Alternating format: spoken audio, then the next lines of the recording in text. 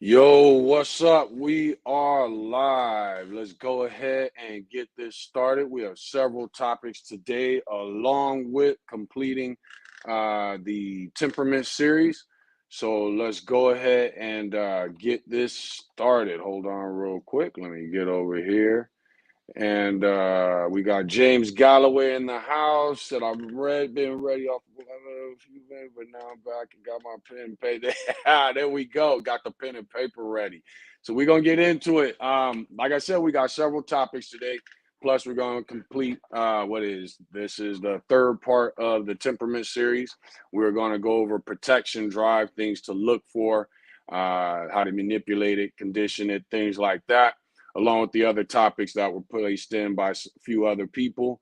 Rhodes, what's up, man? Thanks for joining in. Good to see you. Eric Maxwell, as always, good to see you. We got Dom in the house. What's up, man? Pretty eyed Pitch is in here.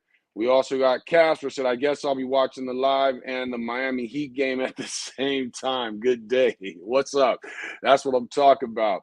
Townsend Bully Kennel said, what's up? Pretty hot pitch. Daryl and Jimmy Butler of Daryl, the Jimmy Butler of the bully world. Okay, I can feel that. Fatima Gibson, what's up? Thanks for joining in. I saw your topic, so we're gonna get on that you threw in there. That dude, JT09, what's up, man? Thanks for joining in. Donna Whitaker's in the house. Who else we got in here? Biscuit Bullies, let's get it. Said, glad you didn't take a spoon of that hot sauce. Man, I'm not gonna lie, I felt a little. And then the funny thing is, my wife is moving stuff out the cabinet. I don't know about the rest of y'all, but to me, when you put seasoning and things like that in the cabinet, they just go where they go, and then you look for what you're looking for by the color of it or the color of the top. You know what I mean? And you grab what you need. She always wants things like a certain way inside the seasoning cabinet, like salt and pepper don't go together with her. There's other things that go by the salt and other things that go by the pepper. We've been married almost 22 years and I still don't understand it. So as she's going through the seasoning cabinet, she's fussing at me and grabbed something to pull out, and she knocked over the hot sauce thing. It hit the kitchen counter and broke. So I had to clean that up. Of course, of course it was my fault somehow. So I had to clean that up. But so I gotta order another one. I am gonna go ahead. I'm gonna order another one. Actually, the restaurant my daughter works at, they use the same sauce. So I'm gonna order another one, and maybe, keyword is maybe, next Monday Night Live with Raul and QBN, I will go ahead and do the hot sauce. Hopefully Danny's there. We can force him to do it also. Um, for the time that I did have it, though, that stuff is strong. So we'll see. But yeah, yesterday I wasn't mentally prepared for that. And then right after that live was over, she ended up accidentally breaking the bottle. Also, if you guys get a chance, go to Raul's QB and Kennels on YouTube. Check out yesterday's live. We were on there with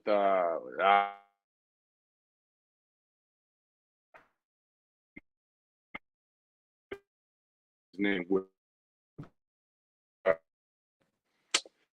on genetics or whatever, his name often pops up. James, my mind just went blank. I can't think of it. But check out yesterday's live with QB and Kennels. It was a great live talking about genetics.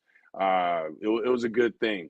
Let's see here. Finally clocked in on time. That's what I'm talking about. John Smith said, D, how you feel about Victor, and at what age do you switch from puppy to adult dog food? I do not use puppy kibble. I automatically go straight to adult kibble, mix it with starting at mush. I stick with adult kibble, especially for larger breed dogs or dogs of thicker bone, thicker muscle. The puppy food tends to have too much protein in it and can cause development issues. So I always stick with adult kibble. I don't use puppy kibble. As far as Victor, I think Victor has some great stuff. When I was young, Victor was more of a performance food. You fed old Roy, and then when you got ready to go hunting or whatever it was you were going to be doing, about 2 weeks before that, you'd switch into Victor. And then when you came back home, you switched back to Old Roy or whatever it was you were using. At some point, those dog foods, those performance foods became popular and started getting marketed as something that you feed on a regular basis. And then they started adjusting the food for that. I don't have a problem with Victor, but again, it's not something I've ever used. I know people that swear by it, that love it. So I can't speak negatively or positively on it for my own, with my own personal use. I've just never used it. But from what I hear, it's great. I always hear people speaking about the teal bag. I forget why, but the teal color Victor bag. I forget what's in it or what it's for. But I do hear people speaking positively on it. I just like to stick with my regular old basic kibbles, and then I add to it as needed. Let's see, Rick Lee, what's up, man? Thanks for joining in. Back to you, John Smith. What I will say is whatever you've seen work for your dogs before, stick with that. And in that way, when you have a new breed or new dog and those things aren't working to your desire and what you're used to, then you can know how to adjust because all these dogs should be able to eat the same things. Let's see here. We got Betsy, Spirit Rider in the house. What's up, Betsy? Thanks for joining in. Barry McCalkiner, what's up, man? Thanks for it's not too. There you go. Smooth Bullies, what's up? Thanks for joining in. James, yes, that was a good live. I had a good time with that. He's a wealth of information. I always use adult kibble with pups. You just got to make it soft for them. There you go. Pretty Eye Piss says there a big difference in protein from meat from protein from corn/vegetables. Yes, there's more protein in. People have to remember, and predators go after prey animals for protein. What do those prey animals eat to build that protein? They eat vegetables.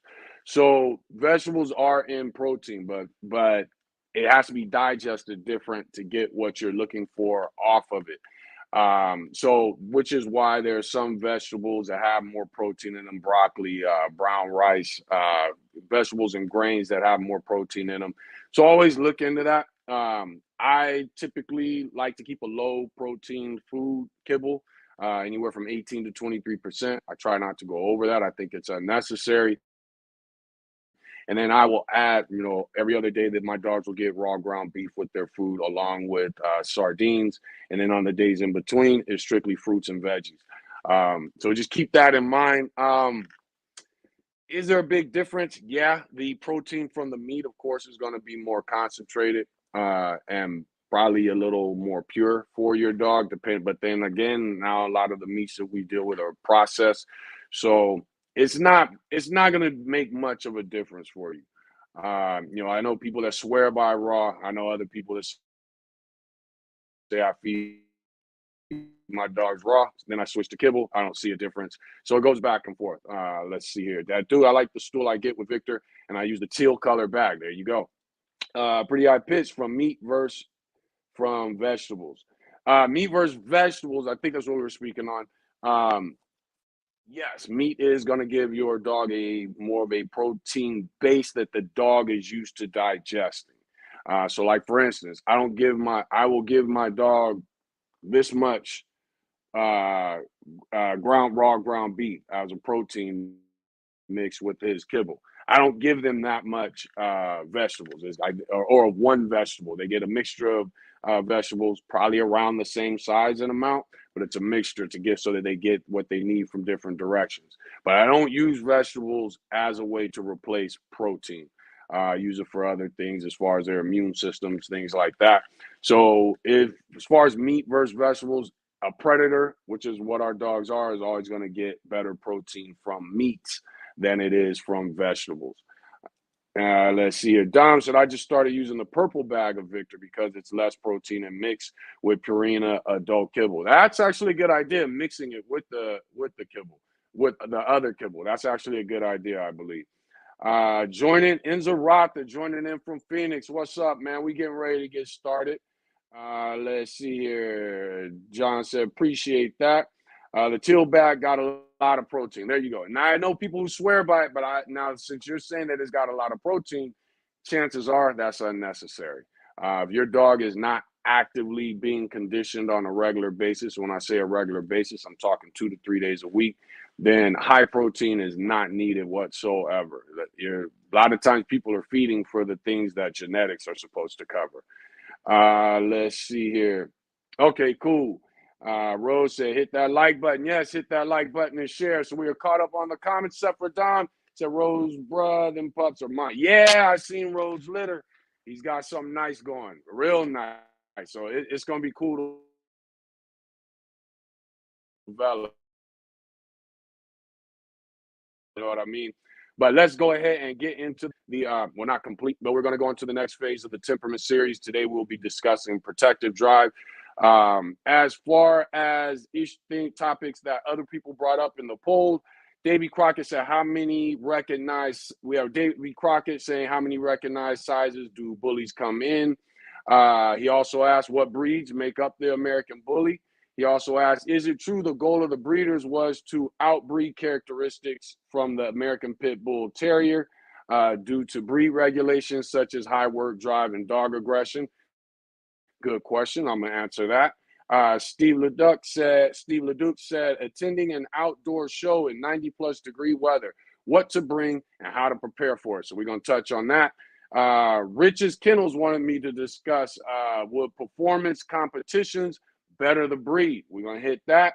Fatima asked about raw versus kibble. And we talked a little bit about the raw and the vegetables and things like that, but we'll go back into that. And then also somebody hit me up wanting they could not find the video that I had done on teaching your dog in a form of dog self-defense when you live in an area where you are worried about your dog getting attacked by other dogs. So because today is on protective drive, we will make that a part of the protective drive series when we get to it. As far as the first topic from Davy Crockett, how many recognized sizes do bullies come in? Bullies come in five recognized sizes, four of which are recognized by there are four of which are acknowledged on paper by the registries. And those sizes are this. Right now, the ABKC is the main breed, so we're going to stick the main registry. So we're going to stick with that. Then, of course, you have UKC, but it takes all the dogs, regardless of size, but they just go by breed type. But the UKC doesn't break them off into classes. They will not get involved in doing that until the American Bully has a breed club within the UKC. There's a girl I've been speaking to and wanted to do a interview with her and got so many messages, I lost track of who she was, her name and everything. So I got to look back into that. But once we have a breed club, that's when the UKC will get more involved on. Oh, my cousin just hit me up. But that's when they will get more involved with breaking them up into classes and things like that. So we'll stick with what the ABKC has. Like I said, some people are going to have an issue with it. But yes, there are 5 recognized classes within the American Bully, 4 of which the registries acknowledge on paper. First is the pocket from 14 to 17 inches. The next is the standard and the classic, both of them from 17 to 20 inches. Basic difference between the two is mass, not height, which is unheard of in the dog community. And then the fourth one is so that's 1 and 2 and 3. So the pocket, the standard, the classic, and then the fourth one is the XL, which is 20 to 23 inches. Now the fifth one that is well known is the double XL. Now a lot of people say the double XL doesn't exist. That's stupid to say, and just a marketing term to look down on the dogs that are bigger than your XL. The fact is that double XL style dog has been here longer than the pocket. And the pocket has been considered a class. So the double XL style dog are just dogs that are larger than the XL. Problem with the double XL style dogs is they tend to not have the breed type. They tend to have the longer muzzles because there's more mastiff in them. They tend to be a leaner than what they should be as a bully. Now, according to the ABKC, straight from Dave Wilson, the double XL can show in the ring as long as it has breed type. So as long as it's got breed type, it can show with all the XLs, because that's really all the double XL is. It's just the XL, but it's larger than what the most XLs are. But in order for it to show in the ring, the double XL will have to show with the XLs, and it has to have breed type.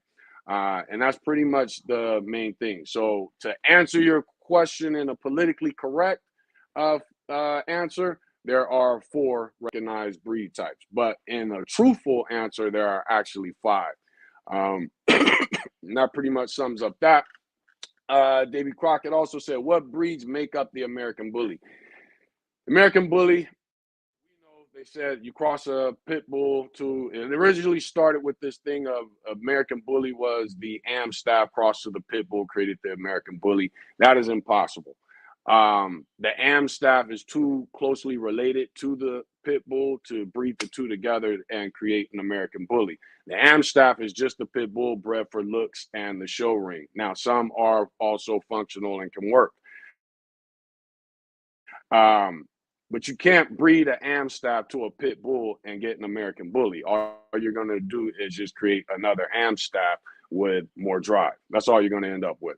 So in order for you to create the American Bully using the pit bull or the Amstaff, there had to be other breeds. Those other breeds were various, and there's very little pit bull also in the American Bully, due to the fact that most of these dogs came from Amstaffs that were actually UKC pit bulls.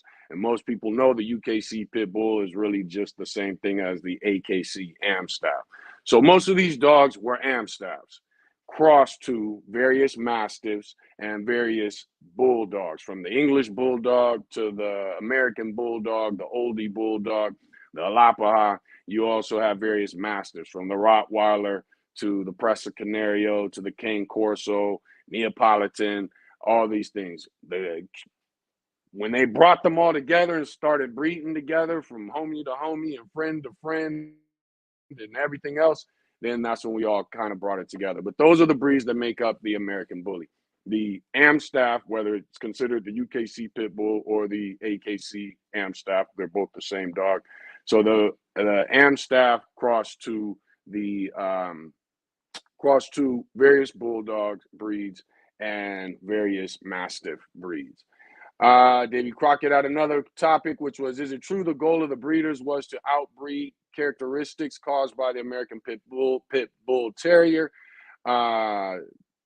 for breed regulations such as high work drive and dog aggression? I was not there during the period when the American Bully was getting formed and people were kind of organizing. At that period, I was young. I was into pit bulls and Bandogs. I was totally against the American Bully at that time because a lot of them were taking their dogs and telling people they were pit bulls. But that is, from what I understand, from Terrell Quincy, John Easterly, Dave Wilson, when those guys, along with many others, started getting the American Bully together, they were very heavy involved in fighting breed regulation, from my understanding, and creating a dog that was less driven, was able to get along with other dogs, got along with strangers, which 90% American Pit Bull Terriers do, plus some Amstaffs. But from what I understand, that is one of the things that they wanted to create, what they called a pit bull on steroids, but was a more laid back, docile dog. Let's see. Stephen LeDuc said, attending an outdoor show in 90+ degree weather, what to bring and how to prepare. What you want to bring is ice. And with that ice, put towels on that ice so that those towels are cool. Put that in your whatever you're storing the ice in, and then cover it up. Next thing you want to bring, the ice is going to help you cool the dog off. There are a lot of people that say you don't want to dump cold water or dump cold ice on an overheating dog due to the fact they'll go into shock. I've never seen that happen. I don't know anybody that has happened to. I've actually seen a dog overheat, and I watched the dude. We were out hunting. I think we were hunting coyote, and a friend of my dad brought his dogs, and one of them started overheating, and he dumped ice on it, and the dog was fine. I don't suggest you do that due to the fact so many people say they can go into shock from doing that. But the good thing about ice is you can apply it to the dog's mouth. You can apply it behind the ears. You can apply it behind the head. You can also apply it to the underbelly of the dog, the balls, along with the butthole of the dog to help cool the dog off. But don't dump it on the dog. The next thing you want to bring to be prepared is lemon juice. The ones that come in the little yellow bottle. You squirt that in the dog's mouth, and it helps break up the foam in the dog's mouth that is causing it to be hard to breathe for the dog when it's overheating. You guys have heard me explain before, your dog is exercising when it starts panting. Your dog is conditioning when it starts drooling. That clear drool is used to help cool the dog off. And once that drool starts to turn into foam, it is time to stop what you're doing and allow the dog to recover. That foam, when you have lemon juice from a dog overheating, a lot of times you'll start seeing the foam. You squirt that in their mouth, and it helps break up the foam so that the dog can breathe. The other thing you want is rubbing alcohol. Rubbing alcohol helps pull the heat from the dog to help the dog cool off faster. Alcohol just evaporates extremely fast. So it helps pull the heat. You can pour that over the dog, rub it in, especially on the ears, underbelly, all the same places. Don't put the rubbing alcohol on the testicles or the butt of the dog. Keep it along the back, hips, shoulders, back, head, but rub it in. Don't just pour it. You don't want to get in the dog's eyes, mouth, anything like that.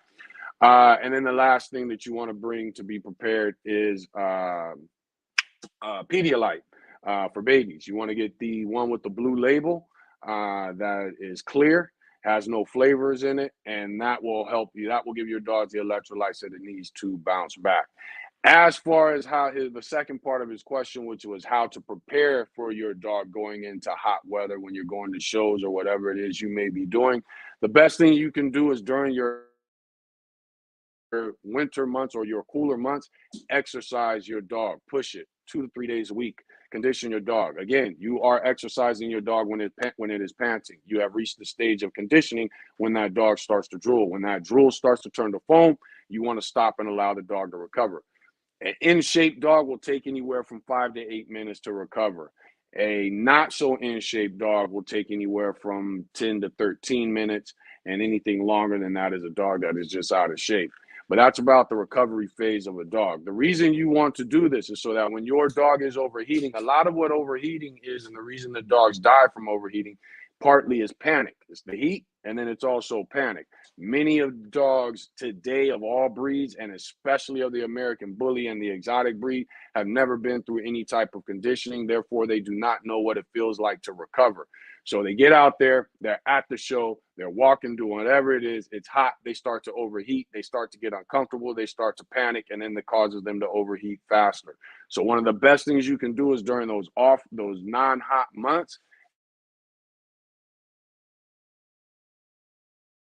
your dog and recover, and they expect the recovery phase to come so they don't panic. The other thing is let your dogs out during the heat. We're in the house, we got our air conditioning running. When it hits 90 degrees, go ahead and go outside with your dog. Do a couple little games, quick games of fetch or whatever it is you guys might do so that your dog can be comfortable in the heat. But definitely bring the dog out in the heat, get the dog moving, playing 5-10 minutes, and then bam, come back inside again to let your dog know what it feels like to recover. And that should save a lot of dogs. Let's see. Rich's Kennel said, will performance competition better the breed? Yes, performance and work betters all breeds. When you own a dog, you own a purpose-driven companion species. That is why I don't like when people say a dog is part of the companion class. The entire breed is a companion class. It's like saying we have dogs, but this is the hunting class, this is the hound class, this is the sporting class, and this is the four-legged class. Well, they all have four legs, so it doesn't even make sense to have a four-legged class, just like it doesn't make sense to have a companion class or companion variety. The dog is a purpose-driven companion species that goes for every single breed in existence. They all are purpose-driven, from the Chihuahua to the Lapa to the Great Dane to the Lhasa Apso. They're all purpose driven. They just learn after a period of time that you aren't going to give it a purpose, and they also learn that their body doesn't allow them to fulfill certain purposes that may come into its mind. And then from the age of 6 to 12 months, they begin to adjust to that lack of purpose or the lack of ability to fulfill purposes that were bred into it 20,000 years ago before we came up with whatever these breeds are we're dealing with today. Performance is the essence of a dog. So yes, performance will better the breed. We're going to get a little bit into that with the topic. With today's third part of the series. Fatima said raw versus kibble. I prefer kibble. I'm not into raw. I think raw is too expensive and it takes too much preparation. And in my opinion, dogs aren't supposed to be something that takes a lot of work or becomes expensive. Vet bills, all that stuff is not supposed to be what dogs are about.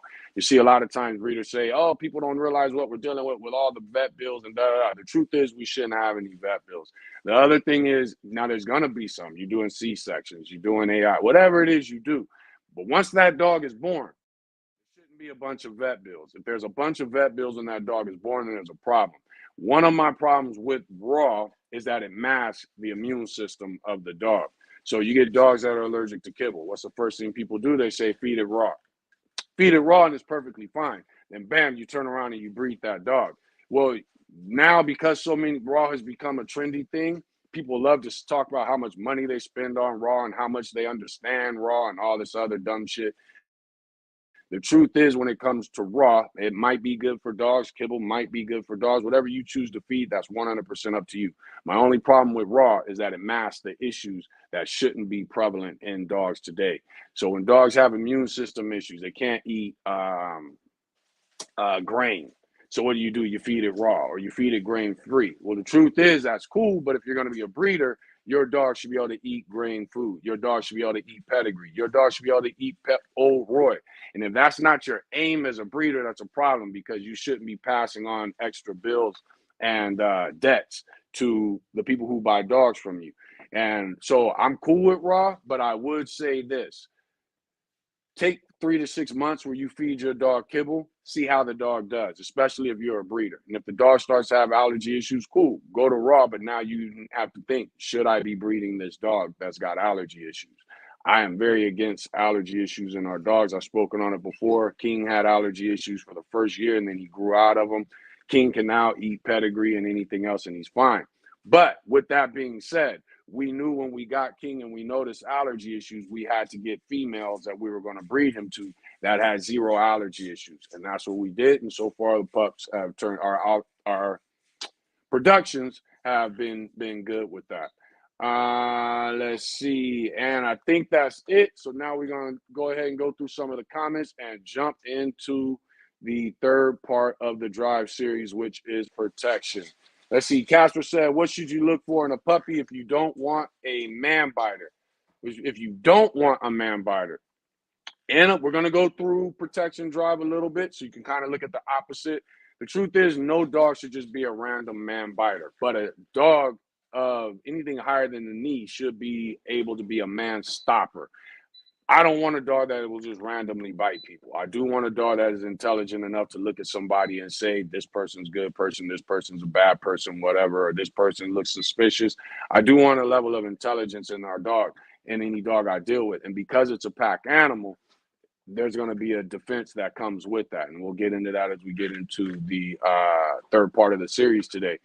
But if you're looking for a puppy and you don't want a man biter, one of the things I would look for is a dog that's going to be aggressive to people, but for whatever reasons you have, let's say you went to a kennel and they've got a lot of man biters and dogs that are human aggressive as a part of that kennel, and they bred two dogs that are both known for being willing to bite people, and now you want to find the puppy that's the least likely to do that. It's just a hypothetical situation because you love that breeding for whatever reasons.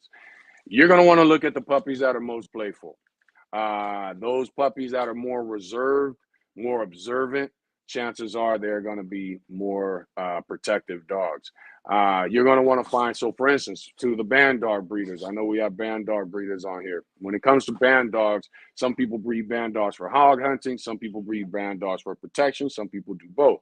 And one of the ways you separate those pups is the puppies that are more reserved tend to make better protective dogs. The puppies that are running around with the other pups and getting along and constantly roughhousing and playing with the other pups tend to make better hunting dogs because they're able to work with a pack and you have less issues of grabbing a dog and the dog letting go of a hog and biting you, or the dog fighting with other dogs that are helping with the hunt.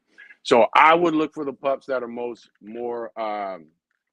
not just the pup. Look for pups that are more open to coming to you as a stranger. Look for pups that are close and have a bond with the owner or the breeder.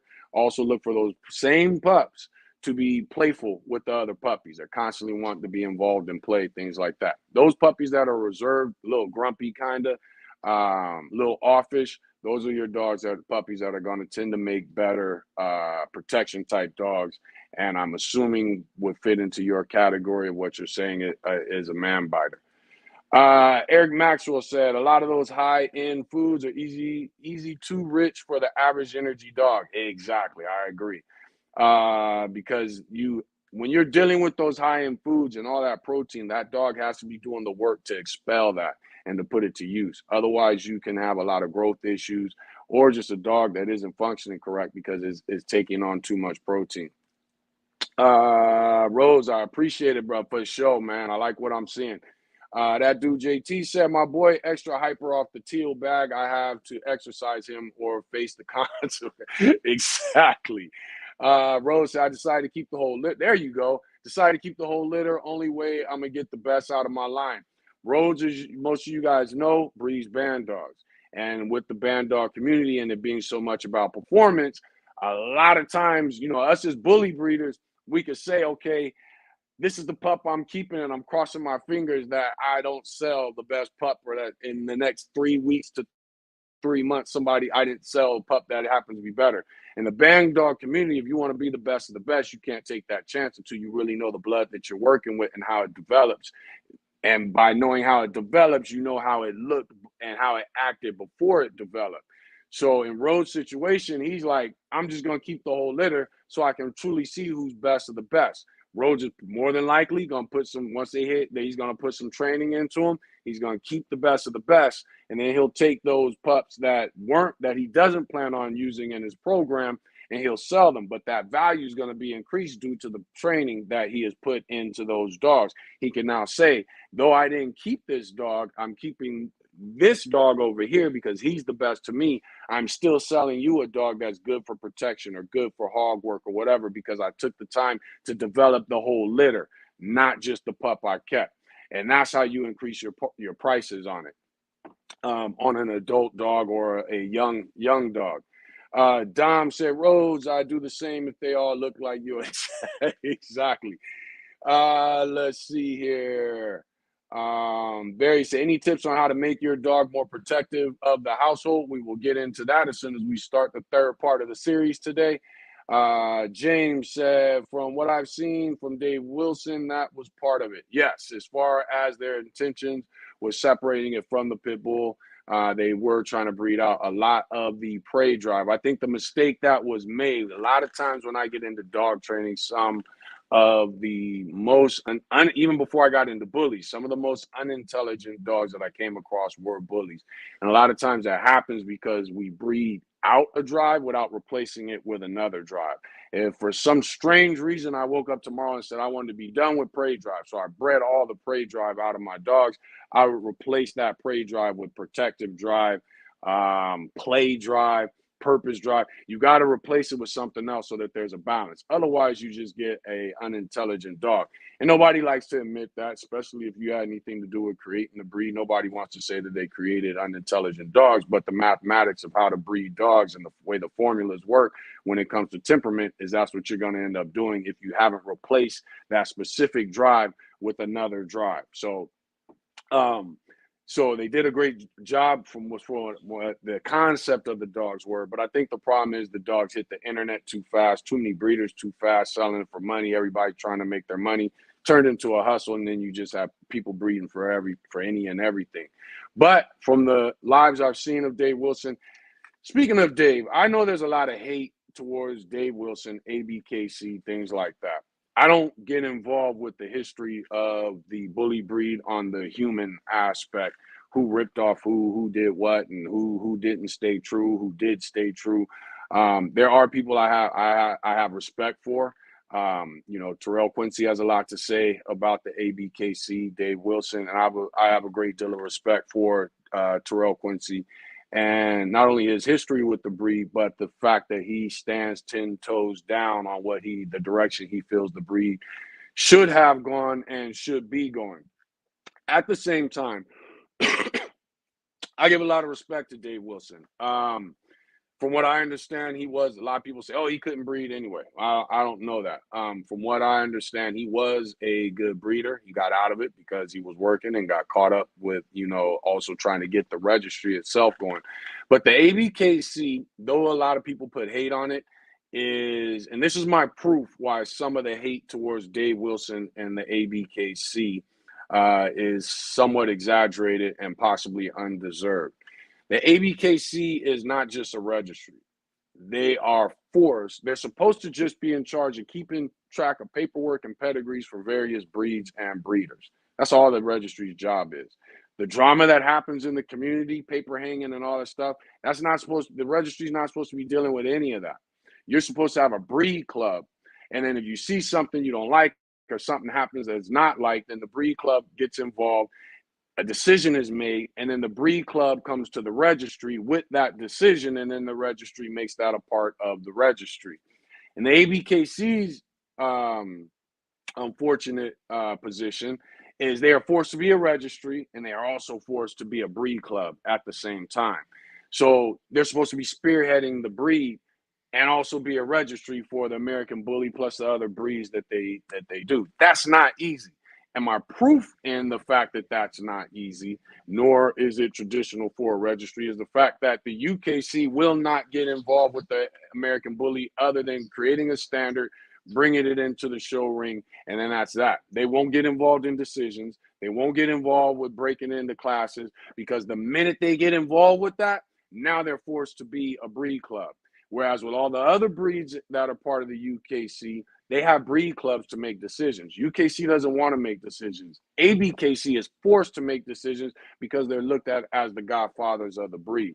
That's not an easy situation to be in, especially when, as a business, you have to make a profit. You have to make money. You have to not only pay employees, but also put those employees in a position where they can pay their bills and save money.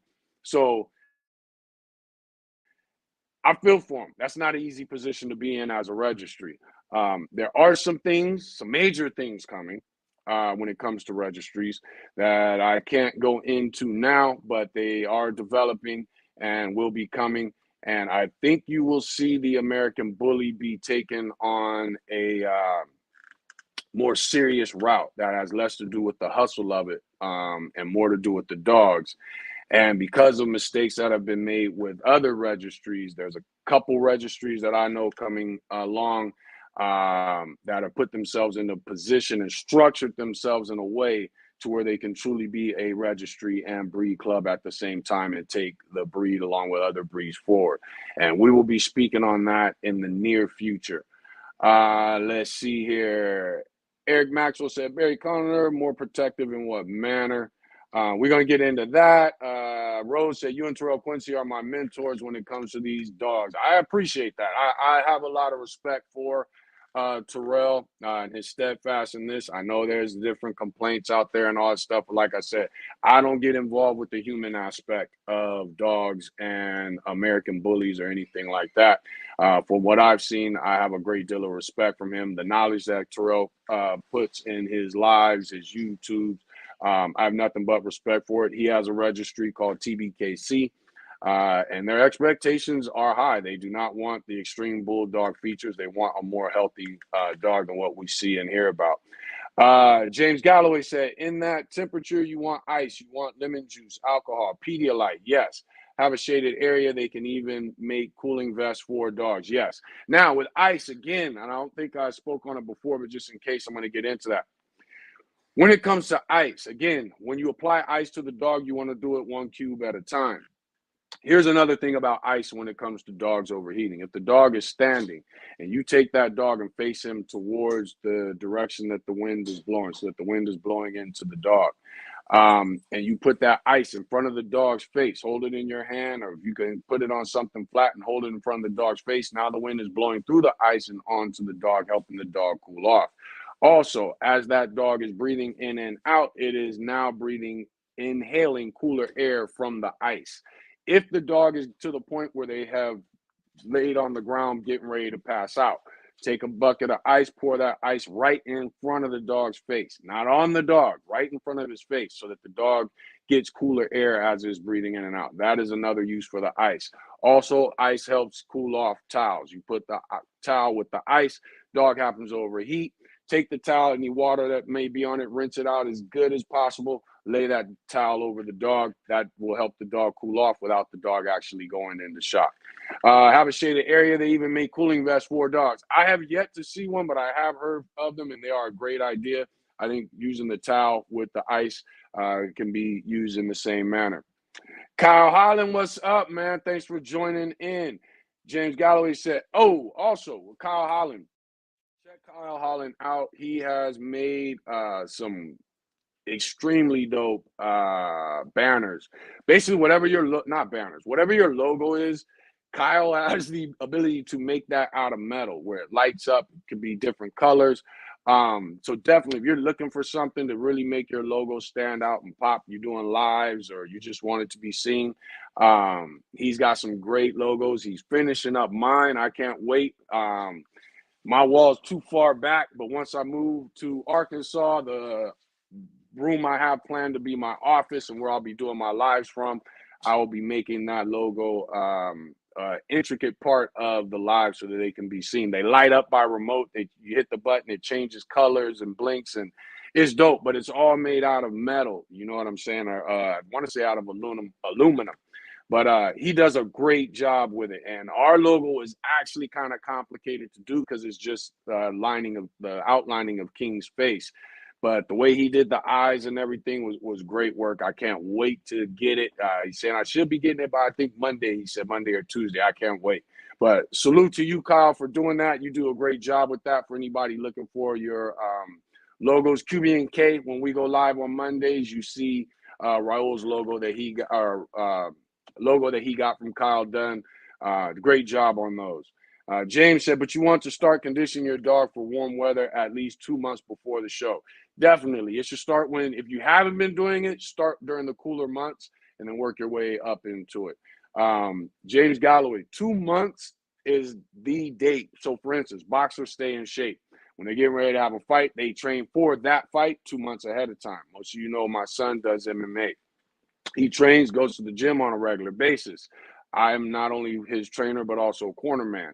2 months before the fight, that's when I get involved. And that's when we do our thing in the backyard, working on various drills. But we start 2 months is that period for living animals, man and dogs, when it comes to conditioning for performance.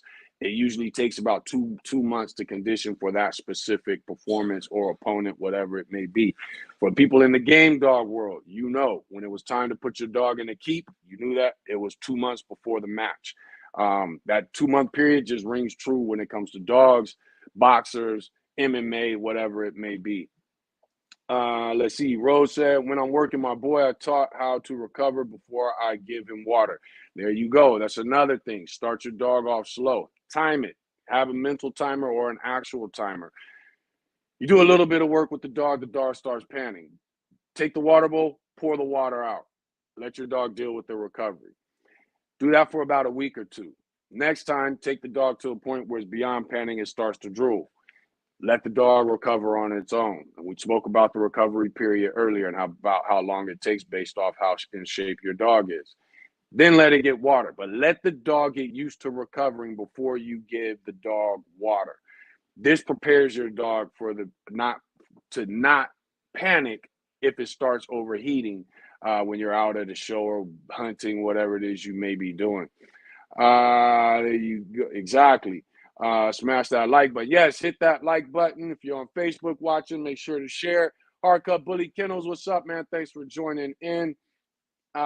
James Galloway said, this is one thing I wish more people think about when planning a breeding, because just like everything, heat tolerance can be a genetic issue also. Very true, especially when we're breeding more and more bulldog traits into these dogs. Another thing, before you go to an event and you know it's going to be hot, don't feed your dog.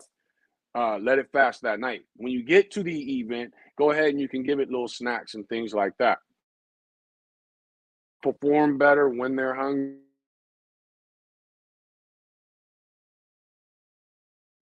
Their system is breeze up. Okay, I think I'm back.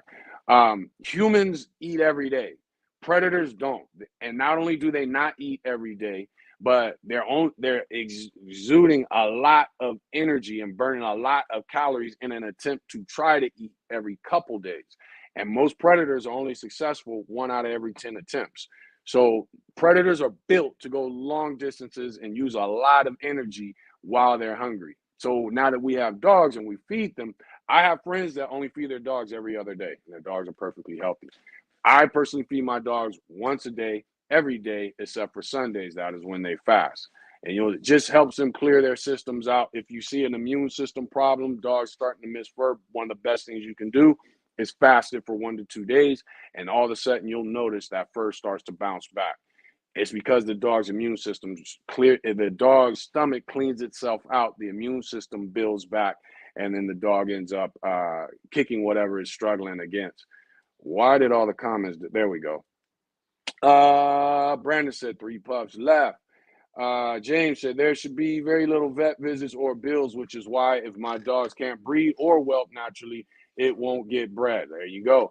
I won't breed a dog with allergies either. Same here. Now, with us having a dog as large as King, King is tall, almost 27 inches, might be at 27 inches, got a 28-inch head. And that was measured when he was about a year. For some reason, Fred and I measured his head at the last show, and he was being ridiculous. We came to 27 and a half. But when it came to measuring his head, but King is a huge, massive dog. It's like standing near a lion when you're standing next to him. He's not only tall, but he's extremely wide, thick bone. Breeding, because we want to bring that height down, he's being bred to females who are smaller. They're 20 to 21 inches. So therefore, to not take a chance, we do C-sections. Most times he has tried to breed naturally. He just doesn't have the lips, or he's too big. So he has bred, we have used AIs. We have done C-sections. On a large litter, we won't do a C-sections. We'll let them have birth naturally. Anything under, I say, 8 pups, then we go ahead and we do a C-section because the pups tend to be larger. But the goal is to start bringing everything together so that we have more consistency with our males and our females. And then eventually we get the dogs to a point where they're breeding naturally and giving birth naturally. That should be everyone's goal, regardless of what breed you're breeding. I know English bulldogs that have mated and given birth naturally. So if you're a breeder and somehow the factor of not doing C-sections in the eyes is not in your head, then something's wrong. That should be a goal of you as a breeder, because when you start getting to the point where we're not using the entire reproductive system, there are issues that will take place in the reproductive system that transfer into other systems over time and generations. So your goal should be to get to a point where the dogs can breed and give birth naturally. And of course, if you're dealing with bull breeds, then with the head and the shoulders that we all like to see, then you're going to have, then you want to vary it. Okay, bam, I got a litter of 10. I'm going to go ahead and let her breed naturally. Still have that money ready for emergency C-section though. But next time I'm only having a litter of 4, I might want to go ahead and do the C-section just for the safety of the dog.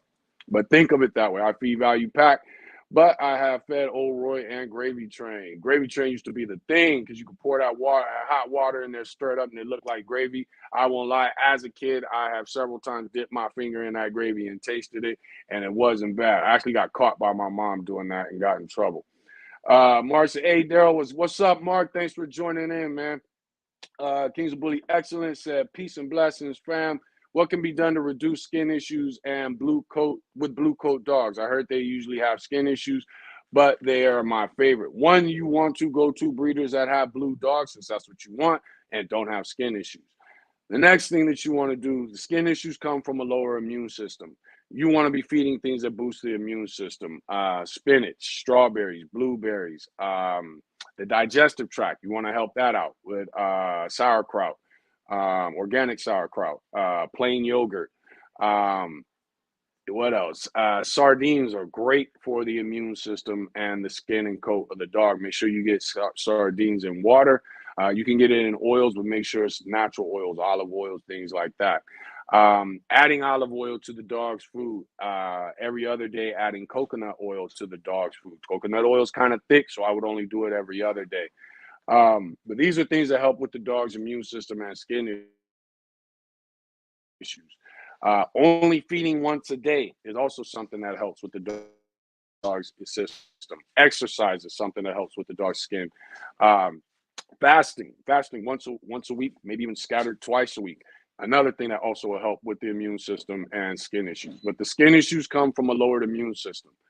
Let's see. And one has to ask, okay, if you start breeding dogs for a color, and then all of a sudden you notice allergies, and we're saying, okay, the diluted colors, lilac, blue, these things, this is where the skin issues come.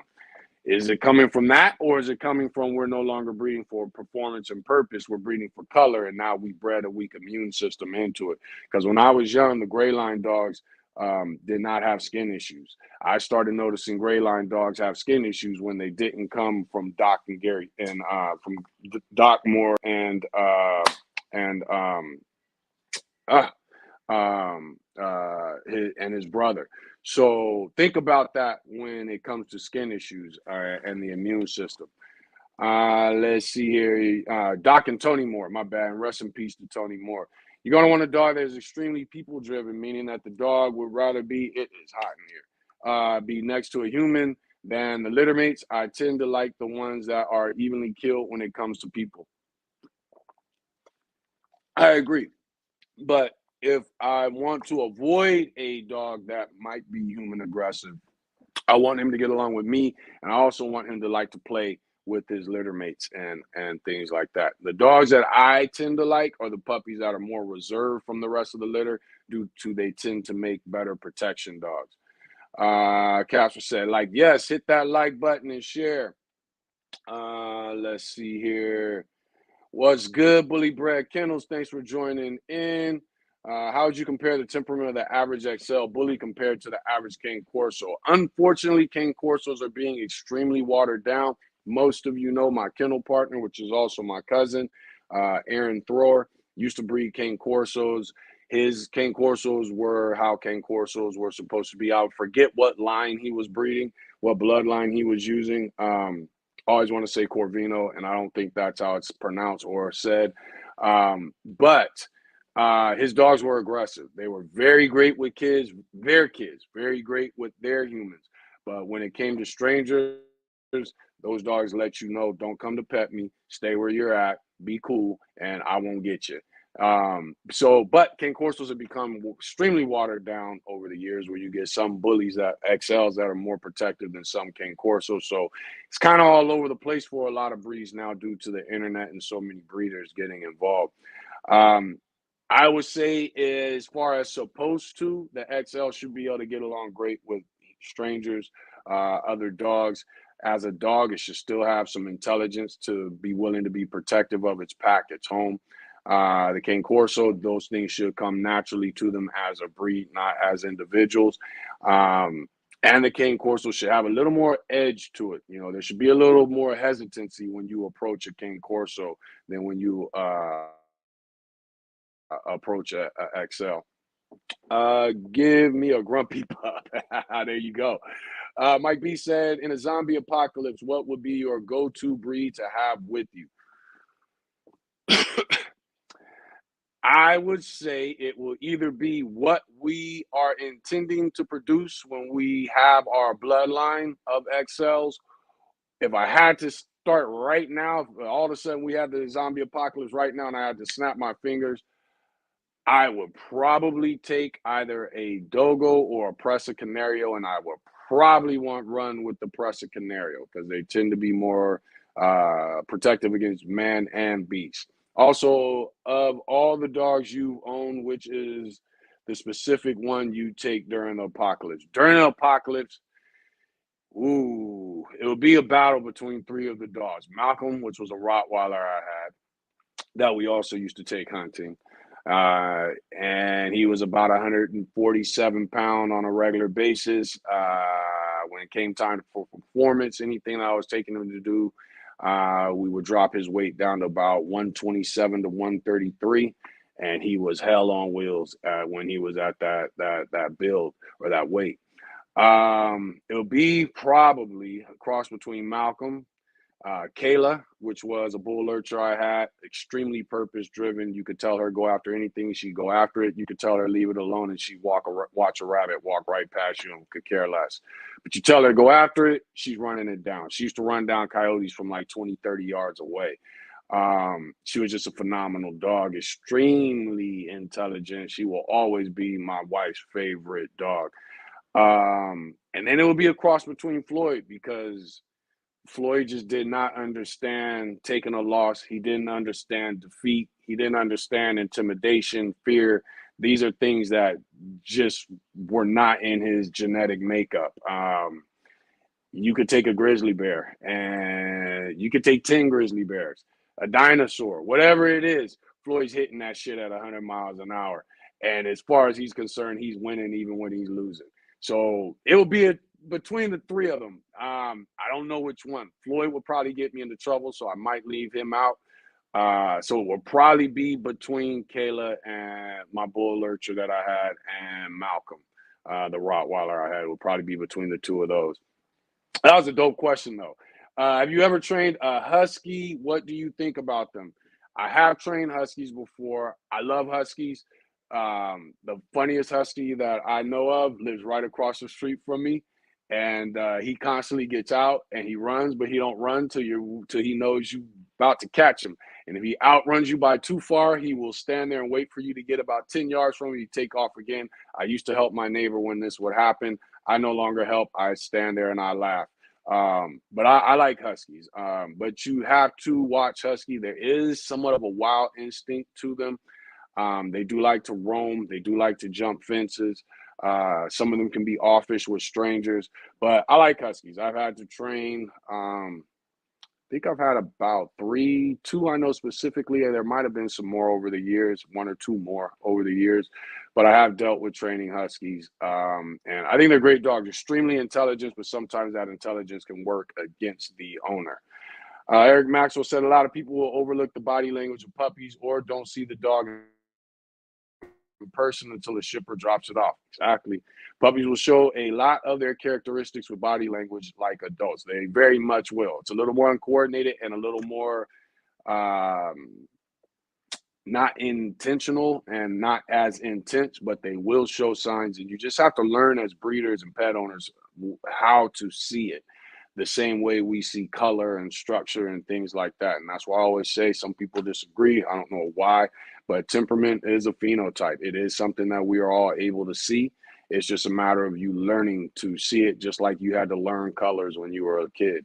And Zarata said, my bully is super smart, but she has higher drives for prey and play and protection than most bullies, but not high compared to a pit. There you go. James said, facts, I see dumb bullies in both my training and vet office, and I always have to pull the owners to the side and ask them why they purchased said dog or want to breed said dog, and find that most of it. There you go. Most of them have no clue the tail from the head. Exactly. It is a problem. I mean, the internet, all the bragging about money and the pretty look. You got to admit, when it comes to bullies, they are a great looking breed. And unfortunately, between money and the look, and then you get the internet involved, and that's all people are breeding for. I'm confirmation. I'm bettering the breed, and I'm participating. I hate when I hear breeders say, if you don't have show titles, then you shouldn't be breeding. If you're not breeding for show, it's the stupidest thing to say when it comes to dogs. Show has nothing to do with dogs. It is for the human. Dogs do not know they're in a show. They do not know that you're judging their angulation, their high rear, their level rear, whether their tail's a gate tail or a straight tail. Dogs have no idea that showing has nothing to do with dogs. It's strictly about human satisfaction. I hate when I hear breeders say that. And we're going to get into that as soon as we get into the topic, which would be protection drive tonight. Black Bottom Bullies, what's up, man? Said, peace almighty. When will you have puppies? I'd love to get a female pup from you to add to my yard. No problem. Everybody knows that we are not big into one, we're not big into breeding. I to this day don't call myself a breeder, though I've had many litters. I don't call myself a dog trainer. I train people. The dog just happens to be present and being used when we're there. Um, I don't call myself a dog man or any of those things we call it. Now, I have a great deal of respect for the dog man, I know, but I don't feel that's a title you should be giving yourself. I think other people should be calling you that. So I will never call myself a breeder, a dog man, anything like that. What I will say is we have with the litters we've had, we already had people who were looking to get dogs from us even when we got into bullies. So it took a lot of explaining to them that the things that they wanted to get before, they will be able to get from the American bullies we have bred. And luckily for us, we did the calculations right and they are satisfied with their American bullies. Plus their neighbors are, American bullies just have that wow factor. So not only are the dogs protective of family and home, some of them are able, like before the dogs we were breeding, you couldn't take to dog parks and things like that. With our American bullies, you are able to. So we give our puppies come with a pamphlet that gives you ideas on socialization based off what it is you are looking to accomplish from the puppy that you got from us. We are moving into a phase. We still have a few people. We got a guy right now owns a security business. He wants to use dogs that look better than the German Shepherd. He wants to get a pup from us. So we had to pass him up on the last couple of litters. The next couple breedings we do, we think we'll be able to give him what he's looking for because the dog will be going through extensive military training for his company. So we have been hesitant to sell dogs to people online. Through these lives, people I meet online, there are people that I meet and I hear what their thought process is, their questions. And there are people that I've met online, I would definitely sell pups to. So we don't breed a lot. We don't do a bunch of breedings. We've been into bullies for about 5 years. We don't have 5, 10 breedings every year like a lot of the bully breeders. We have passed up on many breedings, and because of me getting ready to move to Arkansas, we haven't been doing any breedings. Once we get to Arkansas, there are a few pieces of the puzzle we'll be bringing in. 2 dogs that we'll be picking up once we get to Arkansas. One pup and one adult. And we might be on the look for one more female, based depending on who that dog. Well, not who, but what dogs were bred to create her. And then we should be complete. And at that point, we will. So once I get to Arkansas, basically, keep a long story short without giving up all our ideas and secrets. Once we get to Arkansas, we will be having dogs to sell to the general public outside of just the people that hear of us from word of mouth and friends and family and things like that, or from the history of us dealing with dogs. So yeah, once we get to Arkansas, I will start get back into breeding once things are set up. But again, we're not in a rush, so stay tuned. Stay tuned. Black Jesus 2371 said, who do you feel is the best protection trainer in the game? Marlon Greenan from DDK9 is extremely good with his dogs and protection training because of the fact that he is very into the obedience aspect of it. You guys saw a interview I did with Otto Sturm. He's another one very good with protection. H. Lee Robinson, breeder of Bandogs. He's actually turned his Bandogs into his own breed. Another person, very, very in tune with, protection and getting things out of them. There's a dude on Facebook that breeds XLs named Larry Bordino. I have not dealt with any dogs that he's trained, but I have watched his training. I know I'm pronouncing his name wrong, but he's out of Louisiana. Matter of fact, he had an XL by the name of Trauma. I've seen his videos. He does some great work when it comes to protection. I know more people are going to come, but those are the first 4 that hit my mind as we talk, or as while I'm sitting here talking. Family First Kennels, what's up, man? Thanks for joining in. James Galloway said, I want to see a breed club soon, but fuck, I'm scared to see what these people will say. They want to see the breed go. I agree 100% with that. And it's like the American Bully is a breed that really wasn't ready for a registry yet. And a breed club could send it on the wrong direction as far as my preference and your preference. So I don't know. I think somebody needs to breed dope dogs that happen to be American Bullies, and then more people get behind that or breed dogs that are similar, and then we're ready for a breed club. But we got to have dope dogs first, not dope American Bullies. But let's go ahead and get into tonight's main topic, the third part of the protection of the series, Temperament Series. We're going to be discussing Protection Drive. And one of the things I wanted to say, I had a guy watch the other two parts of the series. He hit me up, and he's somebody I joke back and forth with a lot. And he has often said to me, Daryl, you can't save the bully world. You're not going to be able to save the bully world. People are always going to breed these dogs for money and extreme features and things like that. And I've had to explain to him, Jason, that I don't have a desire to save the bully world at all, whatsoever. I think it needs saving. I don't think I'm the person to do it because I don't take the people involved serious enough. I'm very, what would you say, sarcastic about the people of the bully world. And I'm trying to think of another word, but I don't have a desire to save the bully world. It just is what it is, and it will be whatever it is. I just know what my expectations are within the bully world. You hear a lot of people talking about bettering the breed. I have no desire to really better the breed. Well, I will do what I think makes this breed better in my yard, and if people are into that, then cool. They can get dogs from us or breed to our dogs. But the reason you hear a lot of people talk about, well, I want to better the breed. You should be in this if you're in to better the breed. If you're not trying to better the breed, then you shouldn't be breeding. The truth is, all those people that say that are 9.99% of the time, 99.9% of the time, they're full of shit, or they're sincere, but they don't know what the hell they're talking about.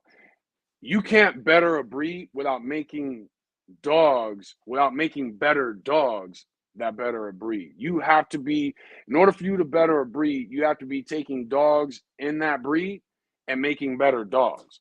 You can't better a breed without making better dogs. And I don't mean dogs within the breed. I mean, those dogs should be better when compared to other breeds. The Doberman is a great dog, but they don't have the same purpose as the King Corso. They are both great dogs in their own lanes. There are elements that are better about the King Corso. There are elements that are better about the Doberman.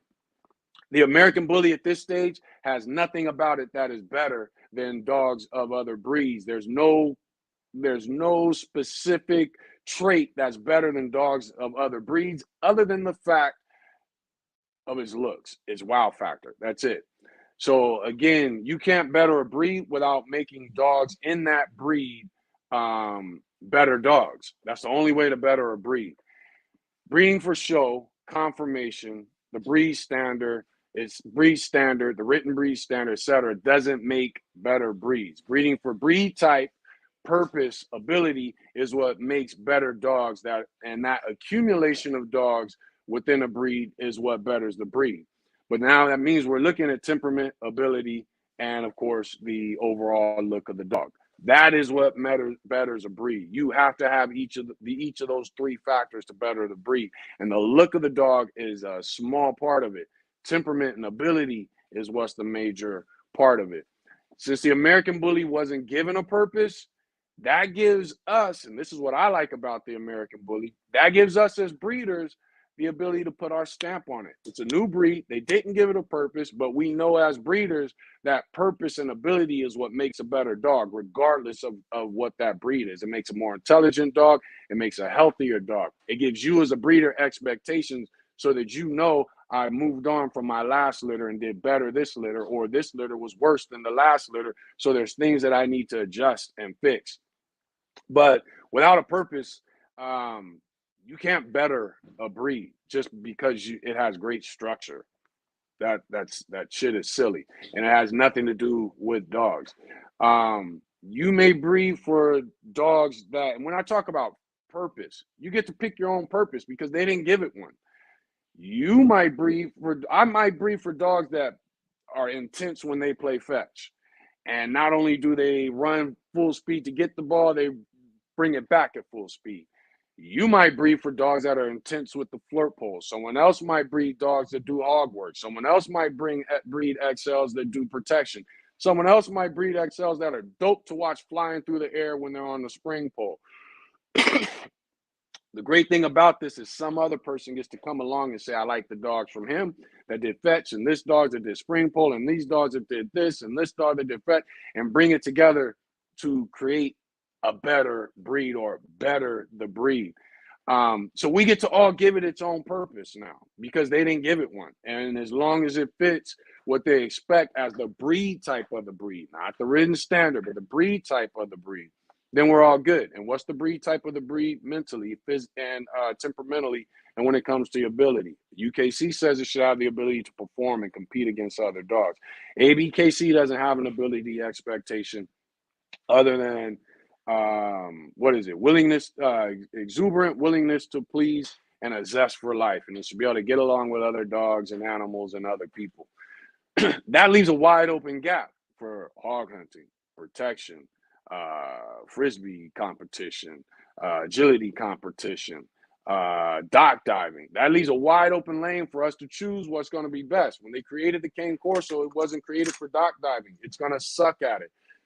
We can take the American bully and accomplish all these goals while still meeting zest for life, exuberant willingness to please, getting along with strangers, and getting along with other dogs. So that is the advantage that we have by breeding the American bully, and that is one of the reasons that I got involved in it. But people have to quit saying you're not bettering a breed, or that they're bettering a breed because they have a grand champion. That don't better any breed on the planet. Some of the worst dogs in the bully community and in other breeds, and matter of fact, in most other breeds, are champions and grand champions. It's the working class that betters the breed, not the show ring. But there's nothing wrong with the show ring. We plan on being at some point getting involved in the show ring, but I have to create a dope dog before I create a dope show XL American bully. And if my dog can live up to my expectations when it comes to activities and purpose and variety of things for it to do, but it loses every show, I'm cool with that. 100% cool with that. So that's what has to be understood in the not only the American bully community, but in the dog world itself. You constantly hear the show world has a stronger influence than it ever had before because they tend to be the loudest on social media. But the show ring has never bettered any breed. Now that's why dogo breeders are mad now that AKC has taken on the dogo, because they know what's going to happen. It's going to become a bigger, more massive, thicker bone dog, and it's going to lose what made the dogo great dog, which was its temperament and its ability. Let's see. So when it comes to that, just be aware, of how the rhetoric that is pushed on us. But the best dogs and breeds were bred for purpose. But all dogs can because there are can be bred for purpose because this is a purpose-driven companion species. We got to remember, form follows function. Function follows purpose. Purpose follows the breeder. You as the breeder have to assign that purpose, what it is you're looking for that dog to be able to do. Purpose shapes the temperament and the ability of the dog. And this is all going to lead into how we get into the protective drive of a dog. The look of the dog is only halfway. The look of the dog is halfway there once you achieve purpose and temperament. Because if I breed a dog to jump 10-foot fences, then guess what? The body has to follow. And then the body is going to, and the temperament has to follow because it has to have the desire to do it. And at the same time, the body has to follow because that body, mind follows body, body follows mind. Form follows function, function follows purpose, purpose follows the breeder. That dog has to have a body that will allow it to jump 10-foot fences. So always think of that. When we get into protection drive, which is today's main topic, the third part of the Temperament series, what is protection drive? Protection drive is a dog's desire to protect itself or its pack members. That's it. The threshold, as we've spoken of before, in protective drive is how far a dog will go to protect itself or its pack. A dog that will go far to protect itself but won't go far to protect its pack doesn't have the protective drive that we want as breeders. The dog that will go far to protect its pack is what we're looking for, because that relates to us as the family and the home of the dog. Some dogs are willing to die to protect their family, while others, they're only willing to bark. That's it. The Chihuahua is a perfect example. It will bark to protect you, but if that person don't back down and charges that Chihuahua is going to run. So the Chihuahua is strictly, its protective drive stops at alarming. It's just going to alarm you and bark. Now, a Chihuahua will bite the shit out of you if that person who's breaking in your home reaches down to pet it. They're just some evil little dogs. But if he stomps at it, it's going to run. It's not charging towards you to protect its family or itself.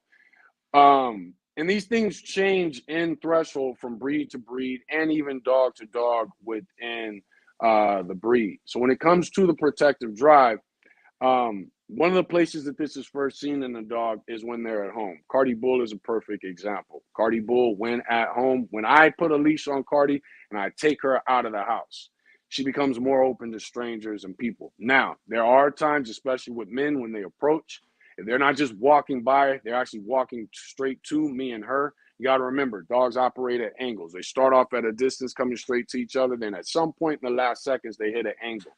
Humans don't do that. We walk up to each other and we shake hands. We look each other directly in the eyes and all this other stuff that we've come up with as humans and being a man.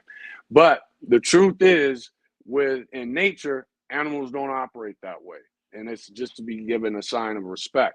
So if Cardi sees you walking up to me and she's never met you before, and you stick your hand, she's gonna growl. She's not gonna lunge at you, but she may growl to let you know, whoa, you're supposed to be approaching at an angle so that you can walk past us. But for some reason, you're walking directly in our path. She is very protective of me and my family. She may give a growl. Now, if she sees me get excited when I see you and I'm grabbing your hand and I'm giving you a hug and I'm saying what's up, then she relaxes and she's cool. When she's at the home, Cardi Bull is very protective of our homes. It is very obvious that she is not just barking and growling. She will bite the shit out of you. Our fence is 4'8", so she's able to stand over it. If you walk on the sidewalk, she's cool. She's just gonna watch you. You're jogging with your dog. You're jogging. You do the things that neighbors do. Cardi Bull is 100% cool with that. If you stop and act funny in front of our house, she's going to hit the fence. She's going to be standing above that fence, barking and growling at you. She knows she's not allowed over that fence. So if you come within range and she thinks you're in within range, she will lunge up the fence and try to snatch a hold of you. She will go even crazier with people who come up our driveway, because unfortunately that's where our mailbox is. So she will go even crazy because she's not used to seeing people. They're supposed to walk past, down the sidewalk, along the fence. They're not supposed to be coming off the sidewalk up to the fence. So her intensity turns on even more. So the home is a place where protective drive should kick in with a dog. Here's another thing. When I go visit my mom in Oakland and we get to her house and we bring Cardi Bull, the first day, she is not into the home environment. She's just into the people who are there, and my mom, my dad, my aunt, my uncles and cousins, and everybody shows up. That's what she's into. The minute we rest our head, we go to sleep at night, and we wake up the next morning, she turns on. At that point, my mom's house becomes her home. She becomes protective of the house itself and the territory around the house. She's very aware of the other neighbors, the mailman, all that stuff. But the day we get there, she can care less about any of that. So these are things and how the protective drive can kick in when it comes to a dog. Dogs can be cool at the dog park, and all of a sudden another dog that it just got along with comes up to you. But if that dog approach, but a lot of times the mistake a dog will make is they come towards you, but the dog is there, so they come towards you on a dominant level because of the dog, not because of you. Because your dog sees him coming dominantly, And what does your dog do? Your dog turns on. And we think, oh, my dog doesn't like other dogs. Nah, that dog needs to relax so that your dog will stay relaxed and won't get his ass, because your dog is being protective of his owner. And it does not trust in this dog at the dog park that it's only met for the first day. That is the home environment and the environment with the dog's owner. When it comes to real life scenarios, protective drive can get tricky because there's levels to it. The highest level of protective drive is what we call civil drive, and we will speak on that later down the line. Not tonight though, but it'll be a part of the series. But just to give you an idea, the civil drive is the ability for a dog, which usually comes from the way the dog is bred, to not even have to protect. But for instance, Justice, she gets along with Lady Justice gets along, and she's the daughter of Kobe from DDK9. She gets along with people, dogs. She's 100% cool with them. But if my cousin says for her to get you, she's gonna get you. You could have just been petting her, and she's gonna get you. She has a high level of civil drive, especially when it comes attached to her purpose drive. There are dogs, especially when you get into the Presa Canarios, Cane Corsos, some Dobermans, Rottweilers. These are dogs that don't have to be told anything. It is just in their instinct in their genetics to have a high civil drive, meaning that they will bite somebody without that person having to agitate them or tease them. When you come down from civil drive and you're talking about protective drive or protection drive, that can sometimes backfire on some owners and some dogs. In a real life scenario, let's skip that. When you're looking at bite work, as I often tell people, is just advanced tug of war. But the great thing about bite work is it gives the dog the ability to see kind of how the human body functions. It also gives the dog the ability to bite onto something that's attached to the arm rather than something that you're holding with your hand. So it gives the dog a little bit of idea of what comes into play in a true protective situation. But when it comes to bite work, a lot of dogs are sleeve happy. I have dealt with dogs that have excelled in bite training, but because of my demeanor around them, when I move towards that dog becomes hesitant because I don't have no sleeve on. I'm not doing a bunch of silly stuff to agitate you. I'm just backing you down, or I'm not backing down to you trying to back me down. And regardless of how he excelled in bite work, which again is advanced tug of war, because you're biting on something, you're tugging and shaking it and doing all those things that you do with tug of war, plus obedience is involved. So that's why I call it advanced tug of war. But in real life scenarios, the dogs that excel in bite work won't necessarily excel in a real life scenario. There has to be a protective drive bred into that dog. There has to be some form of fight drive bred into that dog. And by fight drive, that means that when that person is fighting that dog back to get the dog off of them, the dog doesn't back off because it's been hurt. The dog just gets more angry because you're hitting it, because you're striking it. These are things that for a true protective dog, especially for those of you who are breeding Bandogs, you have to look for these things and breed into them. And we'll give some examples on how you look for these things, especially in young dogs.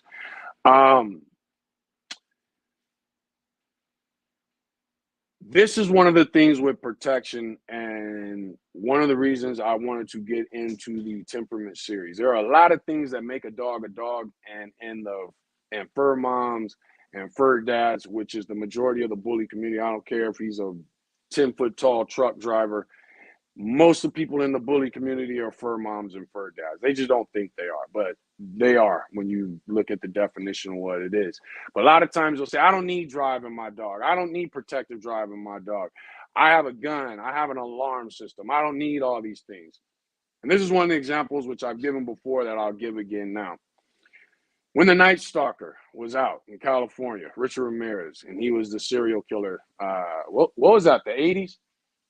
Oh, my wife's got her earplugs in. But I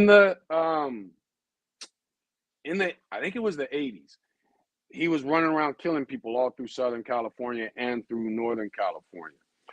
And I was petrified of him because the drawing of him made him look like this werewolf. Now, when they finally caught him as a kid, I was like, I can kick his ass. But the drawing of him made him look crazy. So all of us in Southern California were scared of this dude. He brought nightmares to all of us as kids because the news was constantly posting this bug-eyed dude with all this hair and this wrinkled up face. But they had a town hall meeting. I forget what city it was in. I want to say it was in LA County. I just don't remember what city. But they had a town hall meeting and telling people, look, this is what's going on. We haven't caught him yet. We don't even have a description. These are the things you need to do. Start locking your doors. If you know your wife is coming home, make sure around that time you're looking out for her and your kids so that when they come home, you come out and you're ready to, protect them and they get in the house. Lock your doors because he was breaking in people's homes and killing them. Lock your doors, lock your windows, blah, blah, blah. Set your alarm system. A dude stood up at that town hall meeting and he made the comment, what people need to do is buy guns. Because if he breaks into my house, he's getting shot. So I'm not worried about it. But he was talking big, bad, and tough. That night, that dude was killed by the Night Stalker. What nobody knew is he was present at that town hall meeting. And he broke into that dude's home and he killed that guy. That guy never made it to his gun. If I'm not mistaken, he killed the dude and the dude's wife. And if I'm not mistaken, he even raped her. Had they have had a dog with some form of protective drive, a Chihuahua, for all the people that say, I don't need my dog to be protective, I've got a gun. Had they had a Chihuahua, that Chihuahua would have barked. It would have woke him up. He would have then said, Chihuahua's barking, this is normal, but Night Stalker's around. Let me get prepared. Bam, got my gun. Let's see what the Chihuahua is barking at. Had he have had a larger breed dog, that would have been a dog that don't bark at every little sound. So therefore, now I really know something's going on. Let me grab my gun to see what's going on. It is the dog that provides the alarm, the dog with the protective drive that provides the alarm to give us the time to get our weapon that we decide to use for protection. The other thing, if you break into my house and you have a gun, let's say for some reason, I don't know, Cardi Bull got a hold of a can of beer, so she don't even wake up when you break in the house. But finally, she wakes up. She's coming at you. And guess what? In order for you to stop her, guess what you got to do with your gun? You got to shoot her. In order for you to shoot her, your gun has to make a loud sound. Now my entire household is awake. My neighbors are awake. Guess what the next thing you have to do? You can't come for me, my wife, and kids now. You got to get the hell out of here because otherwise you're going to get killed by me or my neighbors, or the police are going to come and you're going to get killed by them or you're going to go to jail. I would much rather, I love my dog, but this is when you start drawing the line when people say, oh, my dog is part of my family. It's just like my kids. No, it ain't, because if you come in my house, I would much rather you shoot my dog that's trying to protect me than you kill me, my wife, or my kids. I'm even down to go out with the dog, but the last thing I want is for you to be able to harm my wife and my kids. These are the things that have to be thought about when stupid people say, I don't need a dog that's protective. I got my gun. You make no sense. And by Richard Ramirez, the Night Stalker, that was proven untrue. So the other thing with a dog that is protective, it takes a certain amount of instinct and intelligence to be protective of home. When you start breeding this instinct out, or you're not paying attention to this instinct in your breedings, you are lowering the drives. And if you're not replacing it with something else, guess what you are now doing? You are on the path to creating lesser intelligent dogs because you haven't used the balance. We've spoken about this before when it comes to the music industry and it comes to the mix board. You've got to balance things. So if I'm going to remove a drive, or bring a drive down, I have to now think, what drive do I want to bring up? I got a dog and I want to bring down the protective drive in it. Then I need to find a female that has a lower protective drive, but a higher other drive. It has to be replaced. When the drives all start falling, not only do you lose intelligence, you lose ability, eventually you lose health. And that's what is happening with the dogs of today as we stop giving them purpose and we start breeding down drives without replacing those drives with something else. When it comes to the pups in the litter and we're looking for protective drive, you want to look for pups that are physical with the other pups. physical with the mom. These are pups that have confidence. These are pups that if we're playing and we're roughhousing on all fours, I'm comfortable with it. But if we go on 2 feet, I'm comfortable with that too. Some puppies aren't comfortable with the rising up on 2 feet or the dog that rises above them on 2 feet. You want a pup that is comfortable with these things and just as physical when, as that dog that's got him to an advantage. That takes an advantage because that dog is possibly more intense. And that's why I say separate your puppies. If you have puppies that play rough, puppies that don't play rough, make sure you take the time out to separate the puppies that play rough with each other so that you can watch how they play rough when it comes to the rough play. Then those puppies that don't play rough, now they can build their confidence as they deal with other pups. When you start doing that more and more, you'll start to notice more, and then you bring them together, you'll start to notice a little more consistency in the behavioral traits of the pups when it comes to them roughhousing and playing. The other thing you're going to want to look for is pups that have a high prey drive. This is a combination. A dog with a high prey drive doesn't mean he's going to have a high protective drive. Protection is separate, but a prey drive and the roughness of pups that are physical, is something that tends to play part in dogs that excel in protecting. Notice I didn't say protection work. I said in protecting. You want a pup that is alert. He's aware of his surroundings. You want a pup that is inquisitive. We spoke of inquisitive drive, and I'll be speaking on that as another drive in the series. But you want pups that are, looking to see things, looking to find out things. Pups that are alert to sounds, not loud sounds, just sounds that they hear coming from different directions that are slight. Pups that, like we had our TV sat by the kennel that we had all the pups in. Some of those pups would hear certain sounds from the TV and they kind of walk over and try to see what was going on over there. Other pups, it would never even register to them. Automatically, I knew they weren't going to get bred. So these are things that you want to look for when it comes to protective drive in your pups. How do you get there with the genetics that you have in front of you? A lot of it, remember, the dog is a purpose-driven companion species. The key to the word companion is that it is a pack animal. There's a certain way all pack animals operate. There is somewhat of a protective drive in every single dog. The question is, what is the threshold? What will that dog go through to achieve that protection? 9 times out of 10, if someone means you harm and your dog stands his ground and barks and growls, that person ain't gonna do shit. I've seen people, though, have that dog give a couple little weak barks and that person get their ass kicked before, and the dog wouldn't do nothing to defend them. You don't know for a fact that your dog will protect you until you are in a situation that dog has to protect you. That's the only time you're ever going to know. But if you can accomplish purchasing or breeding dogs that will at least stand their ground, you're halfway through winning the battle, because the average person ain't challenging a dog, especially for those of us who are breeding American bulldogs, Bandogs, XLs, and these larger breed dogs. But the key to protection is a lot to do with the way you socialize the dog.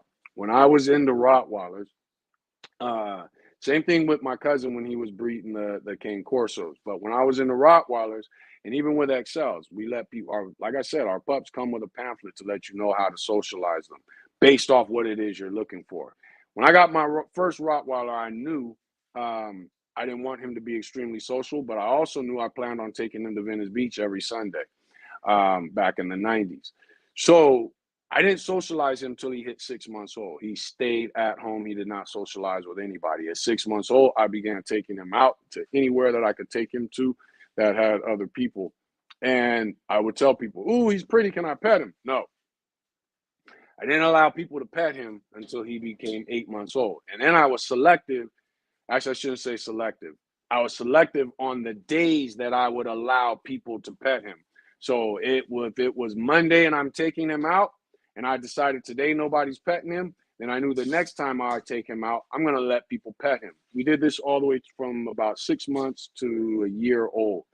But it was off and on. So he never knew whether it was going to be one of those days where he was allowed to be pet. He never knew whether it was one of those days where he wasn't going to be pet. This caused him to be more protective and more selective of people and their actions and their movement, their intentions.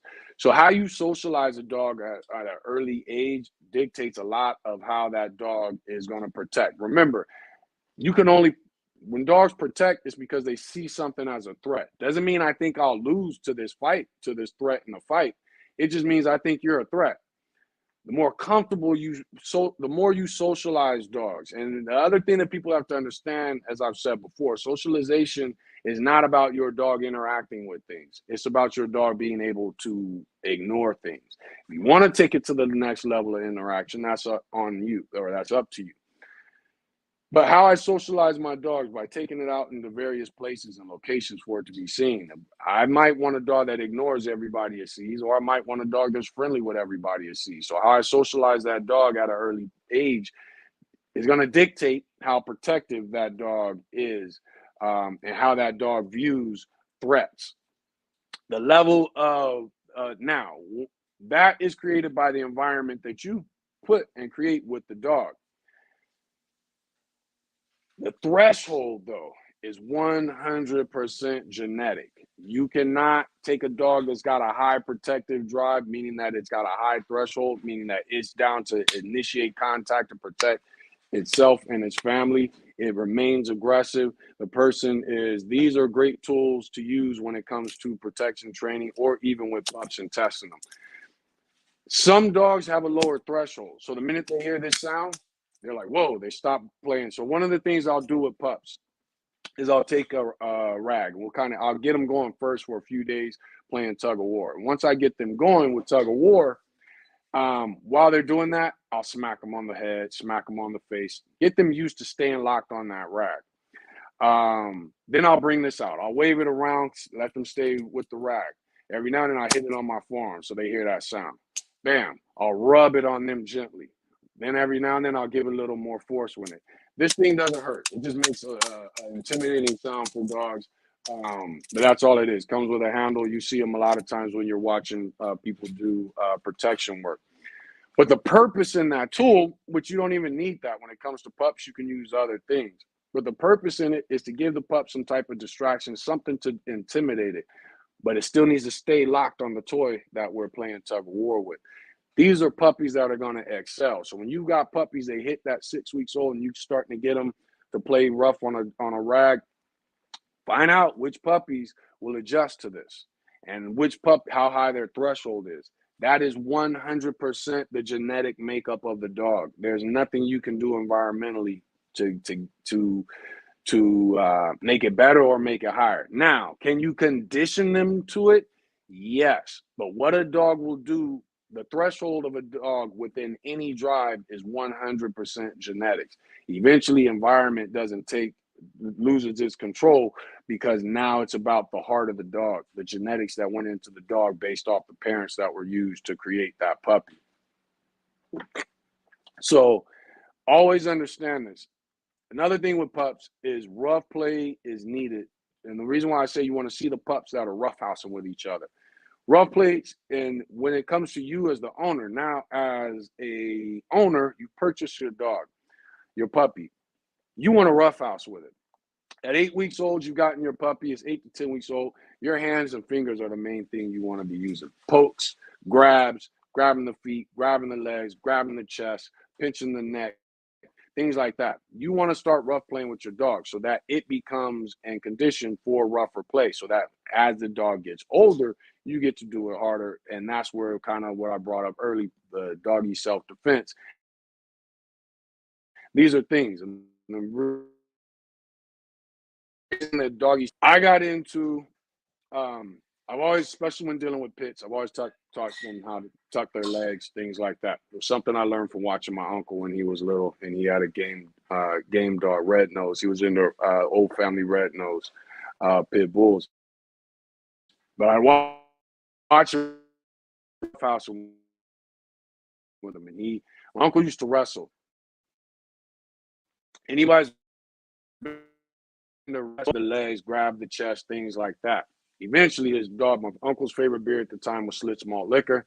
His pit bull that he worked the most with was named Slits. So eventually, the dog learned, it would learn jump towards my uncle, and it would learn to tuck its leg so that it couldn't be grabbed.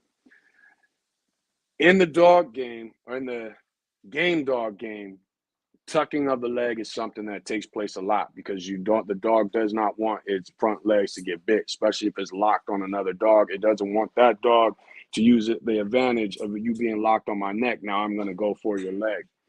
You'll see the same thing with dogs that do catch work with hogs. A lot of times the hogs will try to sweep those legs if the dog is underneath it. Can't protect my chest other than the vest I'm wearing. So what the dog will do is you'll see it kind of it'll lock on the hog, use the strength of the hog to hold its weight up, and it will kind of keep his legs back out of reach of the tusk and the mouth of the dog. When it comes to when we had Kayla and we first got her, we were kind of living in the hood, and a lot of dogs used to get loose, and a lot of those dogs were pit bulls. One day I'm walking Kayla, pit bull jumps a fence, comes after her, they get in a fight, pit bull whoops Kayla's butt. We're able to get the pit bull off. Dog went back to the owner. I didn't have an attitude because that's just my mentality when it comes to dogs. But when I got Kayla home, I started working with her. The same thing my uncle used to do with his pit that I would do with my Rots and other dogs, my Kuvas, my Labs, all other dogs that I had. I started doing that same things with Kayla, teaching her to tuck her feet, things like that. She could be sitting on the couch with me while I'm watching TV, and she's sitting there with her legs like this, and I'm sitting there watching TV, and I will bam, go and I slap her front foot. After a while, I'd be sitting there, I go to slap her foot, she'd tuck it and look at me, tuck it, look, make sure I miss it, look at me. Eventually, I would start doing roughhousing with her, but I would get a stick, something like this, and I would sweep at her legs as we were roughhousing. So with one hand, I'm smacking her head. With this hand, I'm swinging this stick at her legs. She's learning to overcome the stick. A few months pass. Go past walking by the same house, same pit bull named Chiquita. She jumps the fence, and here she comes. But this time, Kayla was ready. She whooped Chiquita's butt. Because as soon as Chiquita went for her legs, Kayla tucked her leg, caught Chiquita right behind the ear, and she rode it out from there. Owner came back out. We broke it up, and he was just like, yo. He was like, this ain't the same dog. And I was like, yeah, it is. You know what I'm saying? But that is why I always kind of taught people that when you get a dog, roughhouse with it. You never know the situations that you're going to be in. Another reason for you to roughhouse with your dog. These long things we call arms and that we call legs, they can confuse and intimidate a lot of dogs. One of the good things about doing bite work and protection training is that those dogs learn how to approach the human body. The average dog that wants to bite you and is barking and growling, it wants to get in at you, and it's just jousting, but it doesn't actually make contact. Next thing you know, you built your confidence up. You're stomping your foot, but still waiting to look out of where you can run or what truck you can jump on. It's your arms and limbs that confuse the dog. They're used to something that comes face first. Your arms and limbs become barriers and they confuse the dog. When you roughhouse with a dog, when you do protection work with a dog, the dog no longer becomes confused by these long limbs. They no longer become intimidated by them. You can stand in front of a dog at 5'2", lift your arms up. Now you're over 6 feet. And as far as the dog's concerned, that's all size. You get what I'm saying? So the more a dog learns how a human's limbs work, which is especially by you roughhousing, rolling around, getting dirty with your dog, the more it understands it and the less intimidated it is when it comes time to protect. And like I said, this is where bite work comes in. But you have to be careful when it comes to bite work. One of the mistakes that I see people make when it comes to protection training is they get overly into, hold on real quick. Okay. They get overly into obedience training. Now, don't get me wrong when I say this. In obedience training can be kind of confusing because a dog can look to you for instructions. So, for instance, I'll give you an example. Every dog I've ever had, except for dogs that were used for catch work, was taught to release. The reason I don't do release with dogs that do catch work, whether it's catching hogs, coyotes, any dog I know is going to come into full contact with a wild animal and actually fight, I don't teach to release. I'll use a break stick to get you off, or wait till you tire out and start sliding you back more and more every time you try to regrip. The reason I do that is because I don't want my dog, my catch dog, to latch onto a hog. And then here I come with two of my sons, my dad, my uncles, my cousins, and here we come running up. And all of a sudden, the dog is looking like, is he going to tell me to release or what is going on? I don't even want you to understand that command. So when we come running up, I want you to get more excited, not worry about whether we're going to give you a command to release, because that can become a distraction, and that distraction can get a dog killed. When it comes to protection, if you're going to get into protection training, don't overdo the obedience aspect of it. Sit, stay, release. Don't overdo that until you have built the dog's confidence up with biting and locking hold onto a rag, a sleeve, things like that. So should you have a little bit of obedience? Yes, just enough to get the dog to understand the words. Don't drill it in, because when a dog goes into protective mode, whether it's just for play, which is training, or whether it's a real situation, you want them to be focused on that word. You don't want them anticipating you coming and saying something. So build the dog's drive up when you have a puppy with the rag and everything like that before you start getting heavy into obedience, because it can be a distraction for the dog and it can make it confusing. So again, once the pup builds his confidence through bite work, through tug of war, etc., and it's strong, that's when you want to now start making the obedience strong. But it has to be done in the beginning stages of bite work, you playing with the pup, doing tug of war, things like that. Come first. Obedience becomes second. And then when you start to get into protection training, that's when you want to start getting more intense with the obedience also, because there's nothing worse than the dog that does protection training, bites on, does everything he has, but won't release when told. That's one of the problem with a lot of these police dogs you see. They're telling the dog to release. They're trying to get the dog has caught the criminal. Then you got handcuffs on the criminal. It makes no fucking sense that the dog is still biting the person when that dog should have released when it was told to release. And if you didn't tell it release, then there's some issue mentally going on with you as an officer. And if that dog wasn't trained to release is not releasing when told, then that's some mental issue with whatever police department that is. Because once a person has handcuffs on them and they're down and under control, no dog should be still biting on them at that point. But we see that with the majority of police dogs. One thing about protection when it comes to breeding, we kind of talked about things to look at in pups, those pups that are a little rougher. They've got prey drive, good prey drive. They're a little rougher when it comes to playing with the other pups. Puppies, one of the greatest things about puppies is that they come with sharp-ass teeth. Those sharp-ass teeth hurt. So those pups that are willing to take that sharp bite just to continue playing, those are the pups that are going to make good protection pups, because guess what? Watch for pups that retreat when they get bit hard and pups that get more intense when they get bit hard. Because think about it. When a pup bites our ankle, we walking away and it nips right at our sock or gets our Achilles, that shit hurts. So it's still hurting them, but they're still willing to go through it. So you want to look for a pain tolerance. You also want to look for pups that when they, for whatever reasons, they're on the losing end of the roughhousing, they are still willing to go. Those are the pups that you're looking for when it comes to protection training, because that's the pup that evolves into a dog that if it does have to get into a protective situation where it's protecting you in your home and that person is fighting back, that dog stays locked in. And that's what you're looking for. But to get the best out of protective dog, a protective puppy, he's got to have pups or dogs that were protective.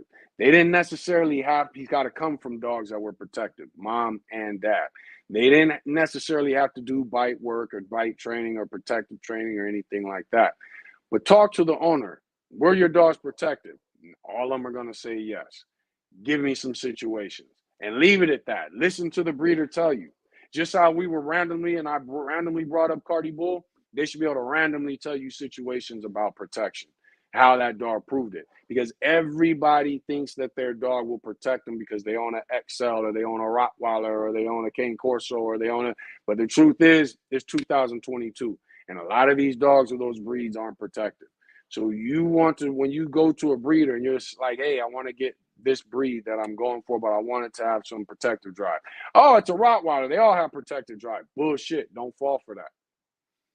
Can you give me some scenarios? Well, I've done protection work and blah, blah, blah, blah. Okay, but can you give me some scenarios, real life scenarios of why this dog's mom or dad was protective? If at least the mom or dad was protective, that's why I'm giving you the information you need to know to look what to look for when you see that litter. Because chances are those pups that are fitting the things that I'm telling you about as a puppy got those genetics from the mom or dad that was protective. You get what I'm saying? So look for these things in breeders. Ask them honest questions. Is the mom and dad protected? Yes. Okay. Can you give me some scenarios? Well, they bark. You know, they don't like people around my kids. Okay, give me some scenarios of what they did around your kids that shows you that this dog was protected. Well, here's another one. I'm not gonna say any names. I was on a live one time, and I was on there with Eric Clayton and a few other people. And Eric Clayton and I were talking about various drives of a dog, and expecting the expectations we have with our breedings. And there was another individual on there who I do have a lot of great respect for and his accomplishments in the American bully world. But after Eric and I got to talking about, and most of you, if you've seen me on other people's lives, I'm very non-argumentative. I just kind of listen. And then I come back to y'all on Tuesday and I tell you the bullshit I just heard. But during the conversation, I noticed the person who was talking that's known in the bully world. After he heard the things Eric and I were talking about in depth, he made the statement, well, my dogs, they do all the things you guys are talking about.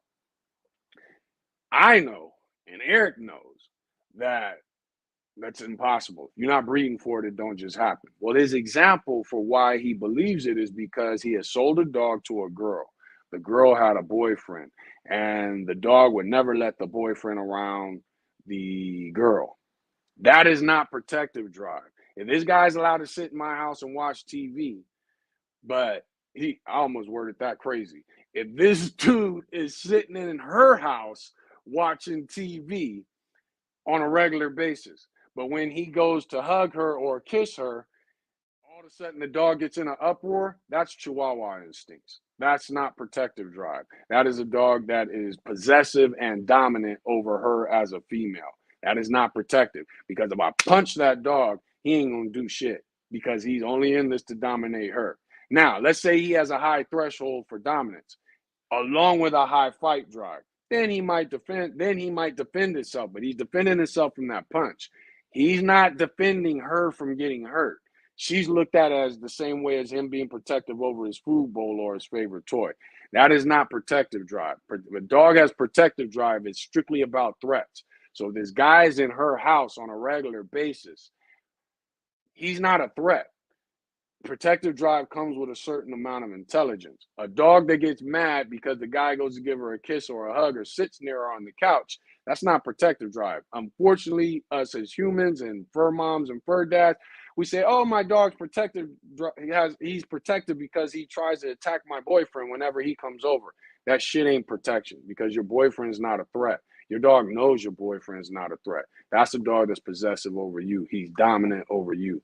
That's a problem. And that is an instinct you don't want, and a genetic trait that you don't want in your protective dog, or a dog that you plan on having for protection. Two drives that I love to be low when it comes to a dog that is protective driven. I want a low dominance drive and I want a low rank drive.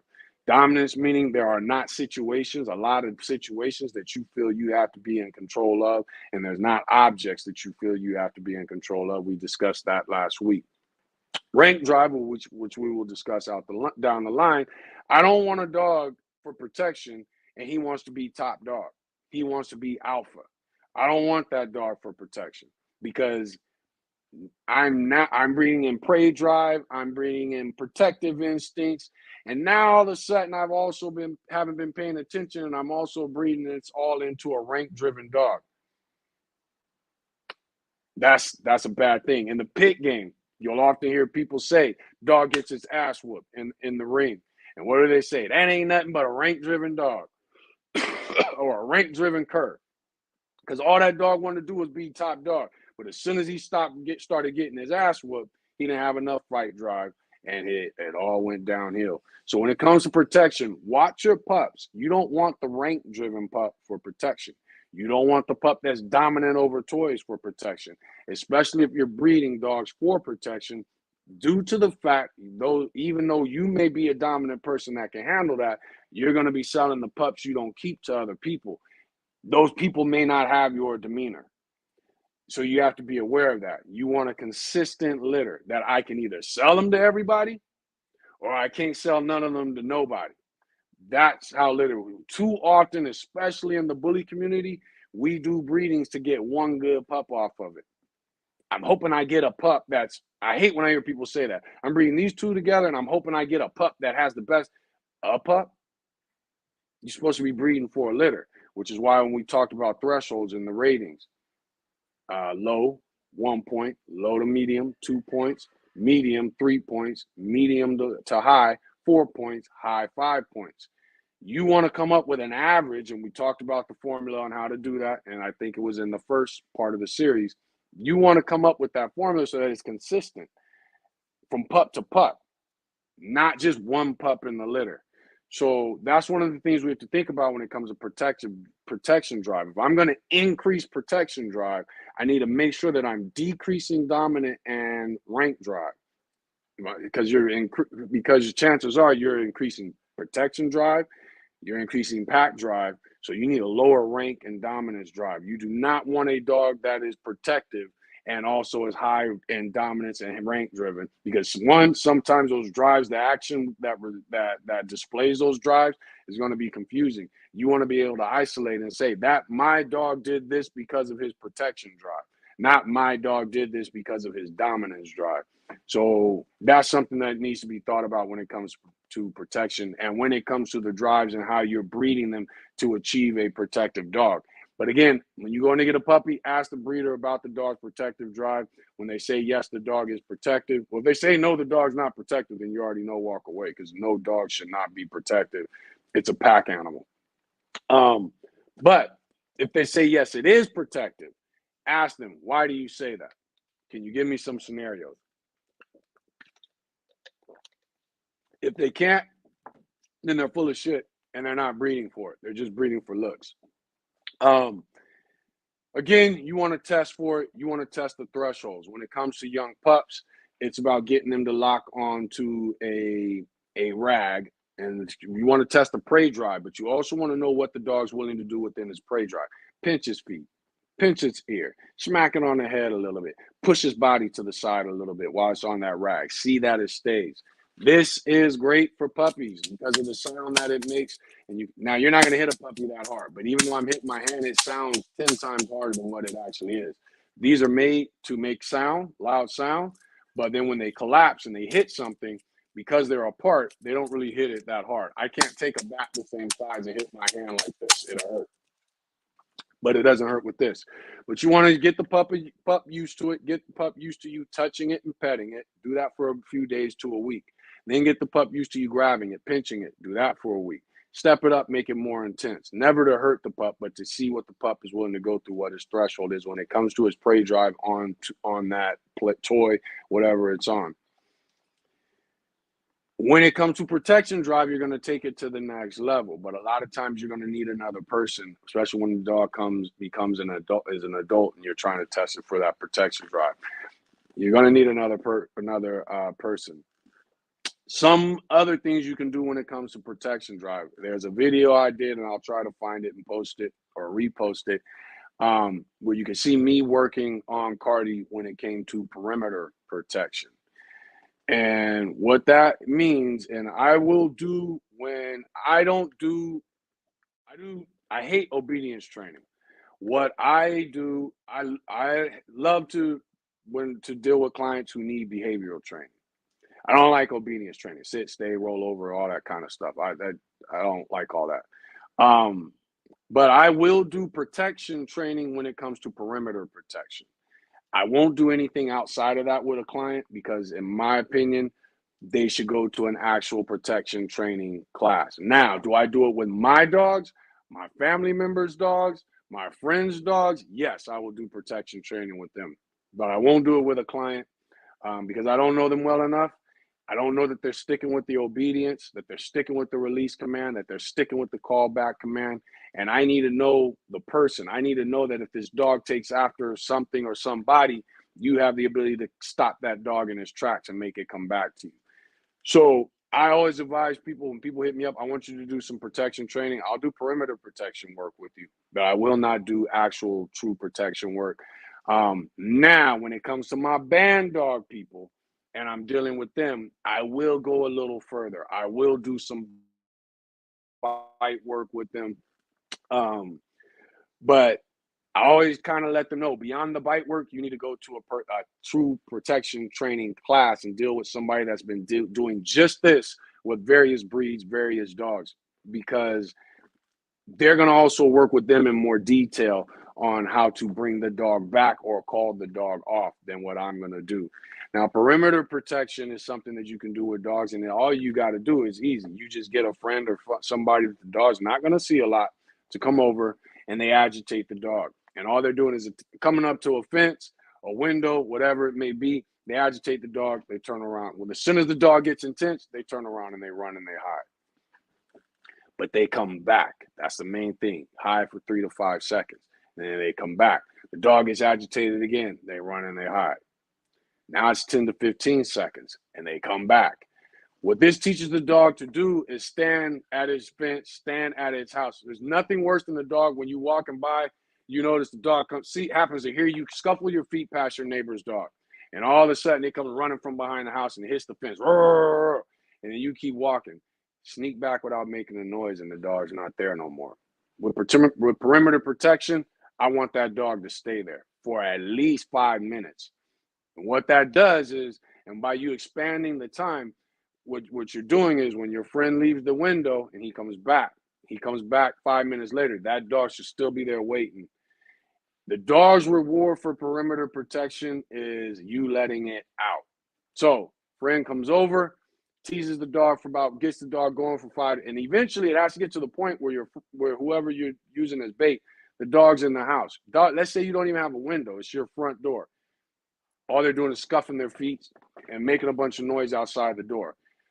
What you do to agitate the dog has to become less and less and less and less.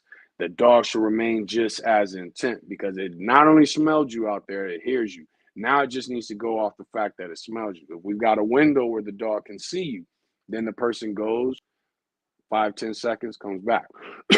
10-15 seconds, comes back. 15-20 seconds, comes back. A minute, comes back. The objective is that the dog is staying there and willing to wait 5, possibly even 10 minutes to see if this person is truly gone. And that is how you work perimeter protection. The best thing that we can do when it comes to dogs, like I said, all these drives are in every single dog that we all own, regardless of breed. But they're ignored and they're not bred for due to the type of breeder or due to that dog. And what happens is we start, because we're not manipulating temperament, which is the entire concept behind Drive the Bully, we're starting to lose what makes dogs intelligence, what makes a dog's intelligence, which is its various drives and the thresholds that make up those drives that create the temperament of the dog.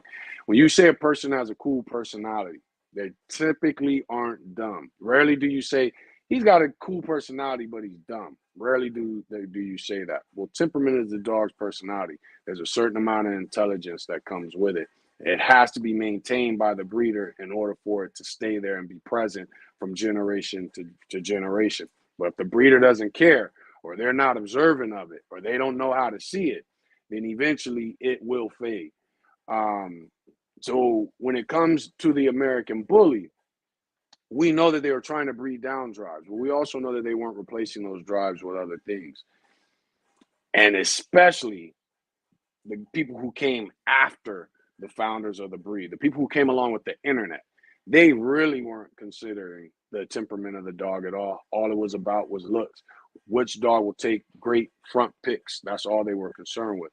So we have to always be aware of our dog's temperament, the drives that make up the temperament, and the thresholds within each of those drives. And with the American Bully, we're kind of starting from scratch. Okay.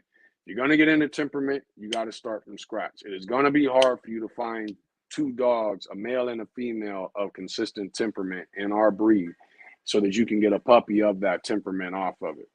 Chances are one dog might have it if you're lucky. You get a puppy, chances are he don't take after that dog, or hopefully he does, and now you need to start breeding for it.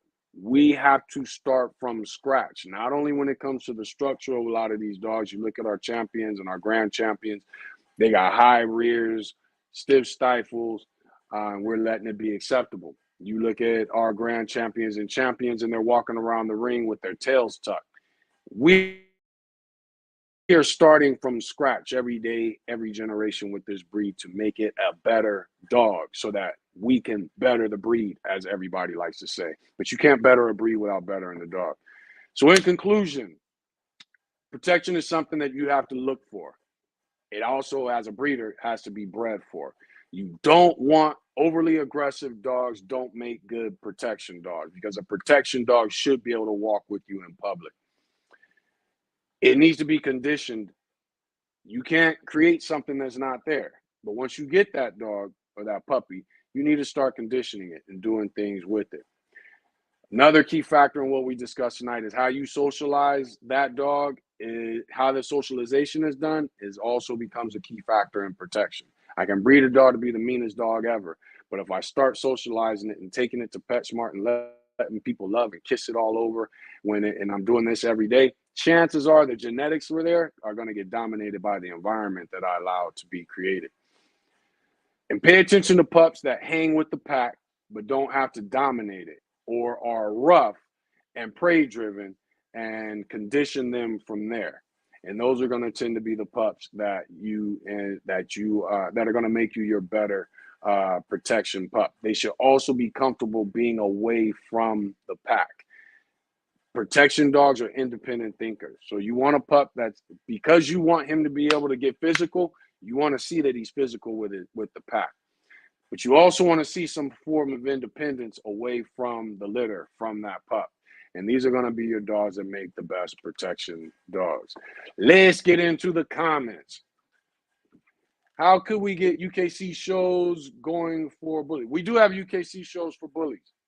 The problem is they take the Pocket and the XL and they're all in the same competition because they do not decipher. So for the UKC, I think they want the bully to be 17 to 20 inches. But if it's over, they're cool with it. If it's under, they're cool with it. So they all get lumped in together at the UKC. They're not separated like with the ABKC. And how far behind am I with this? 542. Ooh, I'm a ways behind, but let's get through the comments. James Galloway talking to Enzarata. Let's see. Kings of Bully X say, I completely agree with your stance on the ABKC. There was a situation in Toronto with a dog who was detained by animal services, and they went above and beyond writing a formal letter in his defense. That's dope. And with so much of this going on, now I may not be aware of it, but I would like to see and hear about those people from the ABKC, the Dave Wilsons, the John Easterleys, the Terrell Quincy's, and the rest of them. What's his name? I think not Dave Green. What's his name? I can't think of the dude's name. But anyway, all you people who run and work at registries, get involved with fighting against breed-specific legislation. I think that should be a major factor of every registry out there. King Bully says, starting it was an American Bully, not a pit bull. The dog was then released. Hold on. In his defense. Oh, okay. They were basically letting it be known that the dog wasn't a pit bull. There you go.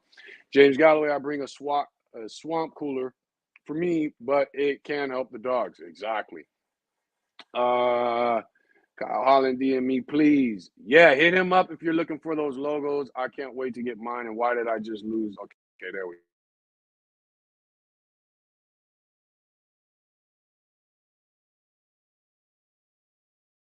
Make sure you guys can still hear me, because sometimes it goes out if I get a call. James Galloway said that's when I used to get my game dogs ready for ADBA shows. Exactly. G Line Kennels, what's up, man? Thanks for joining in. You know what? The time is a long ways, but it's not that many comments, so we'll get through it. Let's see. Bowser Bully Yard Canada said big salutations. What's up, man? Salutations back to you. Why are you breeding XL bullies? I am breeding XL bullies. I argued and fought with my cousin. I wanted nothing to do with XL bullies. But he was able to show me dogs that did look good. Then we got involved in the community. I came across Erica Ross and her dogs that she uses with hog hunting. I came across Brittany Burns and the protection that she does with her dogs. Came across quite a few other breeders. The guy I said name before, and I know I'm messing up his name. He's a protection trainer, Larry Broadeno or something like that. I started seeing more and more dogs that were doing actual protection training. I looked into the dogs that went into the breed and started realizing there was a lot of potential for this breed. Because it is a new breed and is still very much in the beginning phases, I'm almost 50 years old. I figured, okay, this is the perfect breed that I can get involved in, and as long as I'm focused, truly put my stamp on it. And by what I mean by focus is focusing on the temperament and ability of the dogs rather than just the look of the dogs. The dogs automatically come with a wow factor look. So that is why I got involved. I'm 50, about to be 50, and wanted to get involved with a breed that I could actually put my stamp on. With the Dogos, which is what I was thinking about doing. I was also thinking about creating my own breed. I also thought about Scott American Bulldogs, but there's just a million of them out there. There's a million breeders. The American Bully, I felt, it's kind of like Tupac said, peep the weakness in the rap game and sowed it. That's kind of why I decided to get into the American Bully community, because of all the bickering and stupid shit that goes on. There's a lot of holes and weaknesses in it, and I can kind of make my way between those gaps, produce a good dog that will be a good American Bully. And that is why, so I can put my stamp on it. Pretty Eye Pitch dipping in the gravy. Yeah, I was a dirty little kid. Davey Crockett said, thanks for explaining all my topics. Great knowledge, bro. Thank you for throwing the topics in there. James Galloway said, like the old people say, if you don't use it, you lose it. Very much true. Coconut oil to the skin can help keep skin bacteria down. Yes, it can. Coconut oil is an antiseptic. It is also good for the germ. Like we use mouthwash. One of the best mouthwashes you can use for dogs is adding coconut oil to their food because it kills a lot of germs. Very good for the body. Great to put on the skin even after you bathe the dog, dry it off. Get a little bit of coconut oil in your hand and rub it into the dog real good. Wipe it off with a towel. It will deter fleas. It will deter ticks. And it is a good property to help.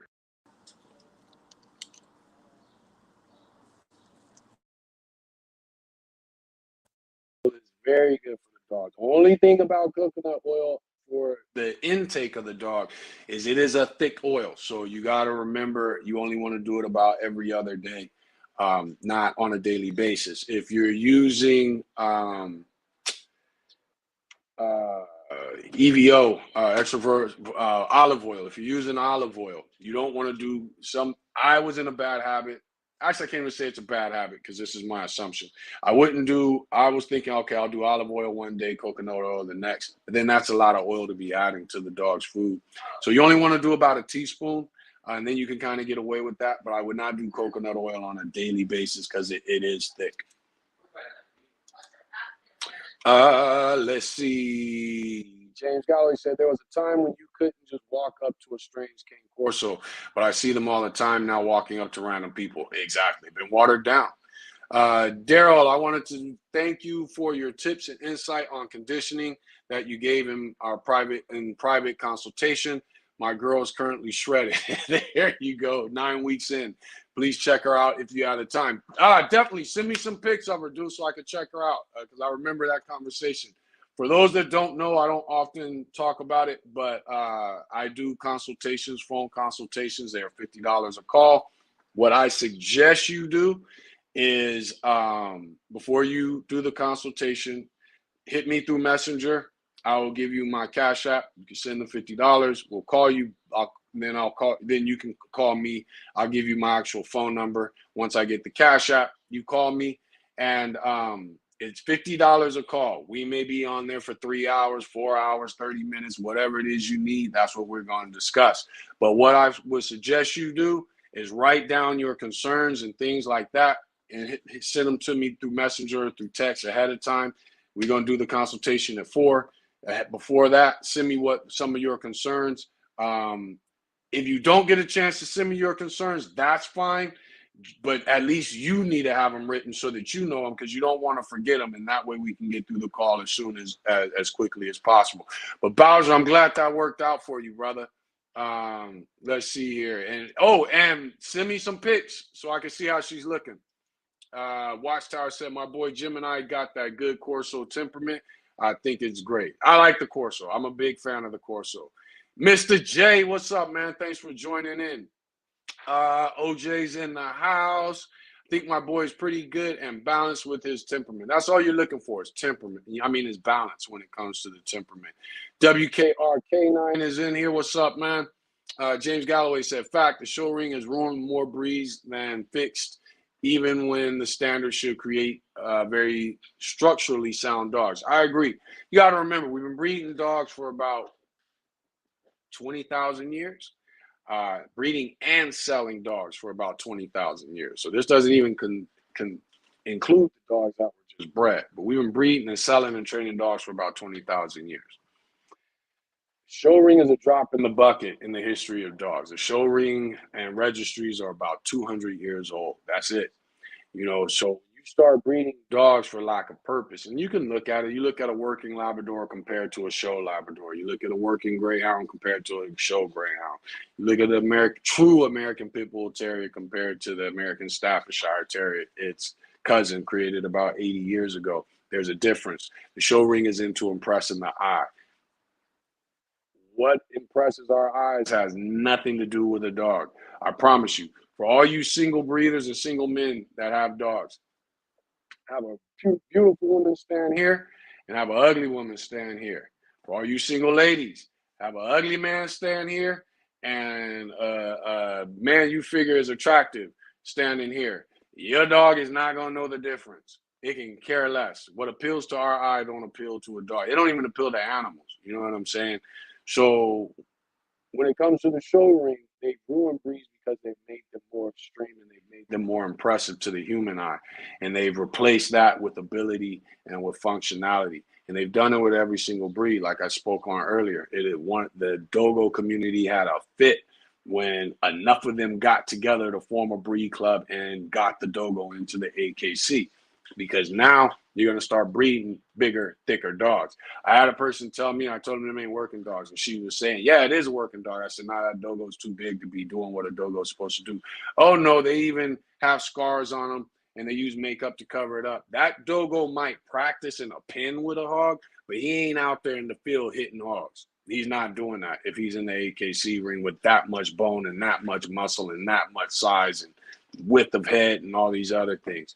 So yes, the show ring, not only has it destroyed a lot of breeds, but it has brought a mentality into breeding that this top stud is who everybody needs to go to. And now all of a sudden the gene pool starts to shrink. You can shrink the gene pool in performance dogs, the dogs that are working. That working kind of offsets what you're doing in that small gene pool. But when you shrink the gene pool for looks, it destroys breed. Over the last 200 years, we now have 400 diseases that were not prevalent in dogs.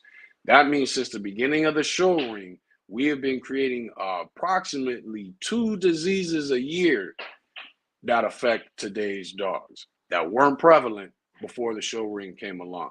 So we have to start thinking the working, purpose-driven dog is what dogs are supposed to be. It is who they are. And when we breed them, if you breed a man to become a woman, it's not going to work. If you breed a woman to become a man, it's not going to work. If you breed a fish to become a cat, it's not going to work. What makes a dog is its purpose-driven companion species. And when you breed away from that, you create a lesser dog. And hopefully people will be getting back into the work and performance aspect of dogs, even if it's just with a game effect. You breed based off dogs that play it the best, and you'll create a better dog. James Galloway said, I agree, and I'm suspicious about the self-titled dog. No. I'm a true dog man. I'm a real dog man. That's what they all love to say. Just like when I hear someone say they have band dogs, I always ask what certifies them as a dog man or a woman and what certifies their band dog. There you go. Band dog doesn't become a band dog till it is proven.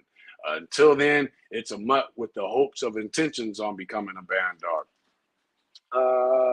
Larry Broadening, yes, is a good protection dog trainer. That I couldn't think of his name or how to pronounce it or spell it. But yeah, that's and I think you got the spelling wrong too, but you may not have. But yes, he is the person that I was talking about. I have a lot of respect for the things that I've seen him do. Family First Kendall said, "What's the oldest you've seen or bred a female? Oldest I bred a female was 5 years old. I'm hearing 6 years is too old. It depends on the female. Judge a female by how she bounces back from her previous pregnancies, how well she bounces back or how fast she bounces back. Now, here's another thing when it comes to females. The progesterone that we test for, we look for their progesterone levels to know when to do breeding. That hormone, that chemical, tears up the lining of the uterus. So every time your female goes into heat, there's damage done to her uterus because of that buildup of progesterone. It is around 6 years and up that it has messed up the uterus to the point that the female is no longer good for breeding, starts having smaller litters or no litters at all. So progesterone is what we use to, know when she's ready to be bred, but it also damages the uterus. And after about 6 years of having heats every 6 months, uterus becomes no good. So you want to look at two things. One, the understanding that her uterus is not the same way it was when she was younger. And two, how did she bounce back from her last pregnancies? And if it takes them longer to bounce back after pregnancy, then you want to go ahead and stop breeding that female. Cliches and groupies. I know exactly. James Galloway said, and people think wow factor is all that matters, and that's where the breed lacks. It's true because you get focused on the looks and appearance and impressing people's eyes. I love the fact that Cardi Bull has wow factor. My neighbors are impressed by her. They go and they get some pit bull from the pound, and they're like, I should have got one of those American bullies just like her. So I like that. You know what I mean? But I won't breed for that. I think our breed comes with wow factor, but we have to, especially when compared to most dogs, the average dog. But we really do need to get focused on temperament and ability so that we can truly better the breed. Let's see. Fact, that's I hunt with my dogs, but get told constantly that they look good, but it got to be mixed because bully are not good at hunting. People are going to think that, but I think as we better the breed, we'll be able to see the bullies doing more events or more activities, from hunting to dog parks to catch work to retrieval work to protection, dock diving. This is a breed that has the ability to do it all because of the breeds that were used to create it. It's the breeders that are messing it up. Watchtower, I don't feel dogman is a title anyone should call themselves. It was given by others to respect knowledge or of dogs as a whole where I grew up. And that's how I look at it. To me, a lot of people will say, well, what's a dog man to you? And I will say a dog man, based off of the American bully community, will be your local veterinarian, your local dog trainer, your local breeder that's been breeding for 10, 15 years. That ain't what a dog man is. None of those things. A dog man is a person, and when I say dog man, I also mean women. But that is an individual that, through their experience working dogs, has learned how to bring the best out of dogs through conditioning, through breeding, through healing. When When I say working dogs, I'm talking about hunting, herding, and protection. Those are the only categories I consider working um, when it comes to dogs. Anything outside of that, I don't consider working. Working when it comes to dogs is something that puts dogs against an opponent, um, man or beast. And the only way you can achieve that is through herding, hunting, and protection. And people who have a long experience of good and bad situations through hunting, herding, and protection, those are the people that I and have learned how to bring the best out of a dog. Those are the people I consider dog men. I don't look at show breeders as dog men. That's not what a dog man is. Your veterinarian is not what a dog man is. Your local trainer is not what a dog man is. Your favorite breeder is not a dog man or woman, unless their experience with dogs comes, it results in them being able to bring the best out of dogs. And that experience came through working dogs, which was hunting, herding, or protection. If you don't do those things, if you aren't what Daryl considers a dog man, there's nothing wrong with that. You can still be a great breeder. You can still be a great trainer. You can still be a great veterinarian. You don't have to be a dog man to be respected when it comes to dogs. Dog man is just another level of it. And unfortunately, we are reaching in a society where we are getting less and less dog men, but more and more people calling themselves dog men. James Galloway said, Watchtower Facts. It was like that when I was growing up, also. Total Bully Kennels, what's up? Thanks for joining in. Said my girl's 108 pounds and can't hop my 5 foot. Oh, I think you meant to say can hop my 5 foot fence, no problem.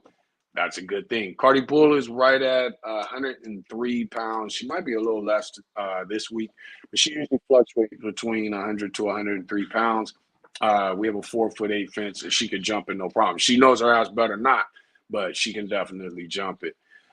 Pretty Eye Pitch said my dog's purpose is to watch the gun line and alert me to get the strap when one of my racist neighbors gets froggy. Exactly. Oh man, James Galloway said Total Bully Kennels LC. Is it she can't or won't? Are you trying? I think he meant to say can. My bad. She can. So here we go. Total Bully said I train dogs. That's my way of life. Just never really got into posting everything. You know what, Toda? I post a lot of the things that I should. I don't think about it. I don't take pictures or videos of a lot of the things that I should. I don't think about it. Um, my wife will see me out in the yard doing something with Cardi, and she's like, "Why aren't you filming yourself do that so you can post it and show it on Facebook?" And I'm like, you know what? I should have. She goes back in, and I go right back to doing what I was doing without taking pictures or filming it. I even get people that, because we don't post a lot, we'll get people that say, you don't have any productions in the bully game. You don't know what you're talking about. You know what you're talking about. Let me see your production. The truth is, I don't have to breed no damn dogs anymore. I'm almost 50 years old. I don't have to breed a dog no more to know what to be able to give decent advice when it comes to dogs. So it kind of cracks me up when people say, you don't have any productions. It also cracks me up because we posted our productions. We just don't post them a lot. And we don't have a lot of productions. That's just not the way we breed. So, but people will say, well, post a picture of your productions. And I'll say, no. Why am I going to go through my phone scrolling because somebody on Facebook told me what to do? I'm not doing that. I'm too old to be doing that. You want to see a picture of my productions, go to one of our pages, scroll until you find it. And you might see a bunch of funny stuff, some rap music, and all kinds of other stuff related to dogs or not related to dogs before you get to that production. But I'm not gonna post something just because somebody told. I'm not gonna post nothing just because somebody told me to. Some of you know when XL Bully Nation, not yeah, it was no, it was called XL Bully Zoo back in the day. Super popular, and we have a few dumb individuals that claim the throwers don't know anything about hunting, and they don't hunt hogs. They're lying because there's no hogs in California. Everybody in California knows that's not true. They don't really go to Arkansas. All these weird things people will come up with to prove whatever point their rhetoric comes with. And it was months people were saying, post a picture. If you guys hunt, post a picture. If you guys do protection work, post a picture. Well, we probably went a good year and a half without posting anything to prove what we do. And then finally, my cousin happened to be in his garage and came across a bunch of pictures. One of the reasons we didn't post is because all the pictures I had were in my garage. And if I don't go to my garage when my wife asks me to, I'm damn for sure not going to do it because somebody on social media is asking me to do it just to prove something. So finally, we spent 1 week and my cousin went in his garage. I went in my garage. We got a bunch of pictures. We took pictures of the pictures with our phones. And then we tagged all those people that were in that group that were talking trash and saying that we didn't do all the things that we were saying. It wasn't that we were saying that we did these things, but people would ask questions and would say, well, I do this, or this is what I used to do with my dogs. And then you get these people who started getting, I don't know, I guess clout chasing, but I don't think we even had any clout then or now. But they would start saying, he's a liar. He doesn't do this. He's a liar. And I think a lot of it came, they just didn't picture black dudes hunting. They know we fish, but I don't think they just picture black dudes from California, LA, and Oakland hunting.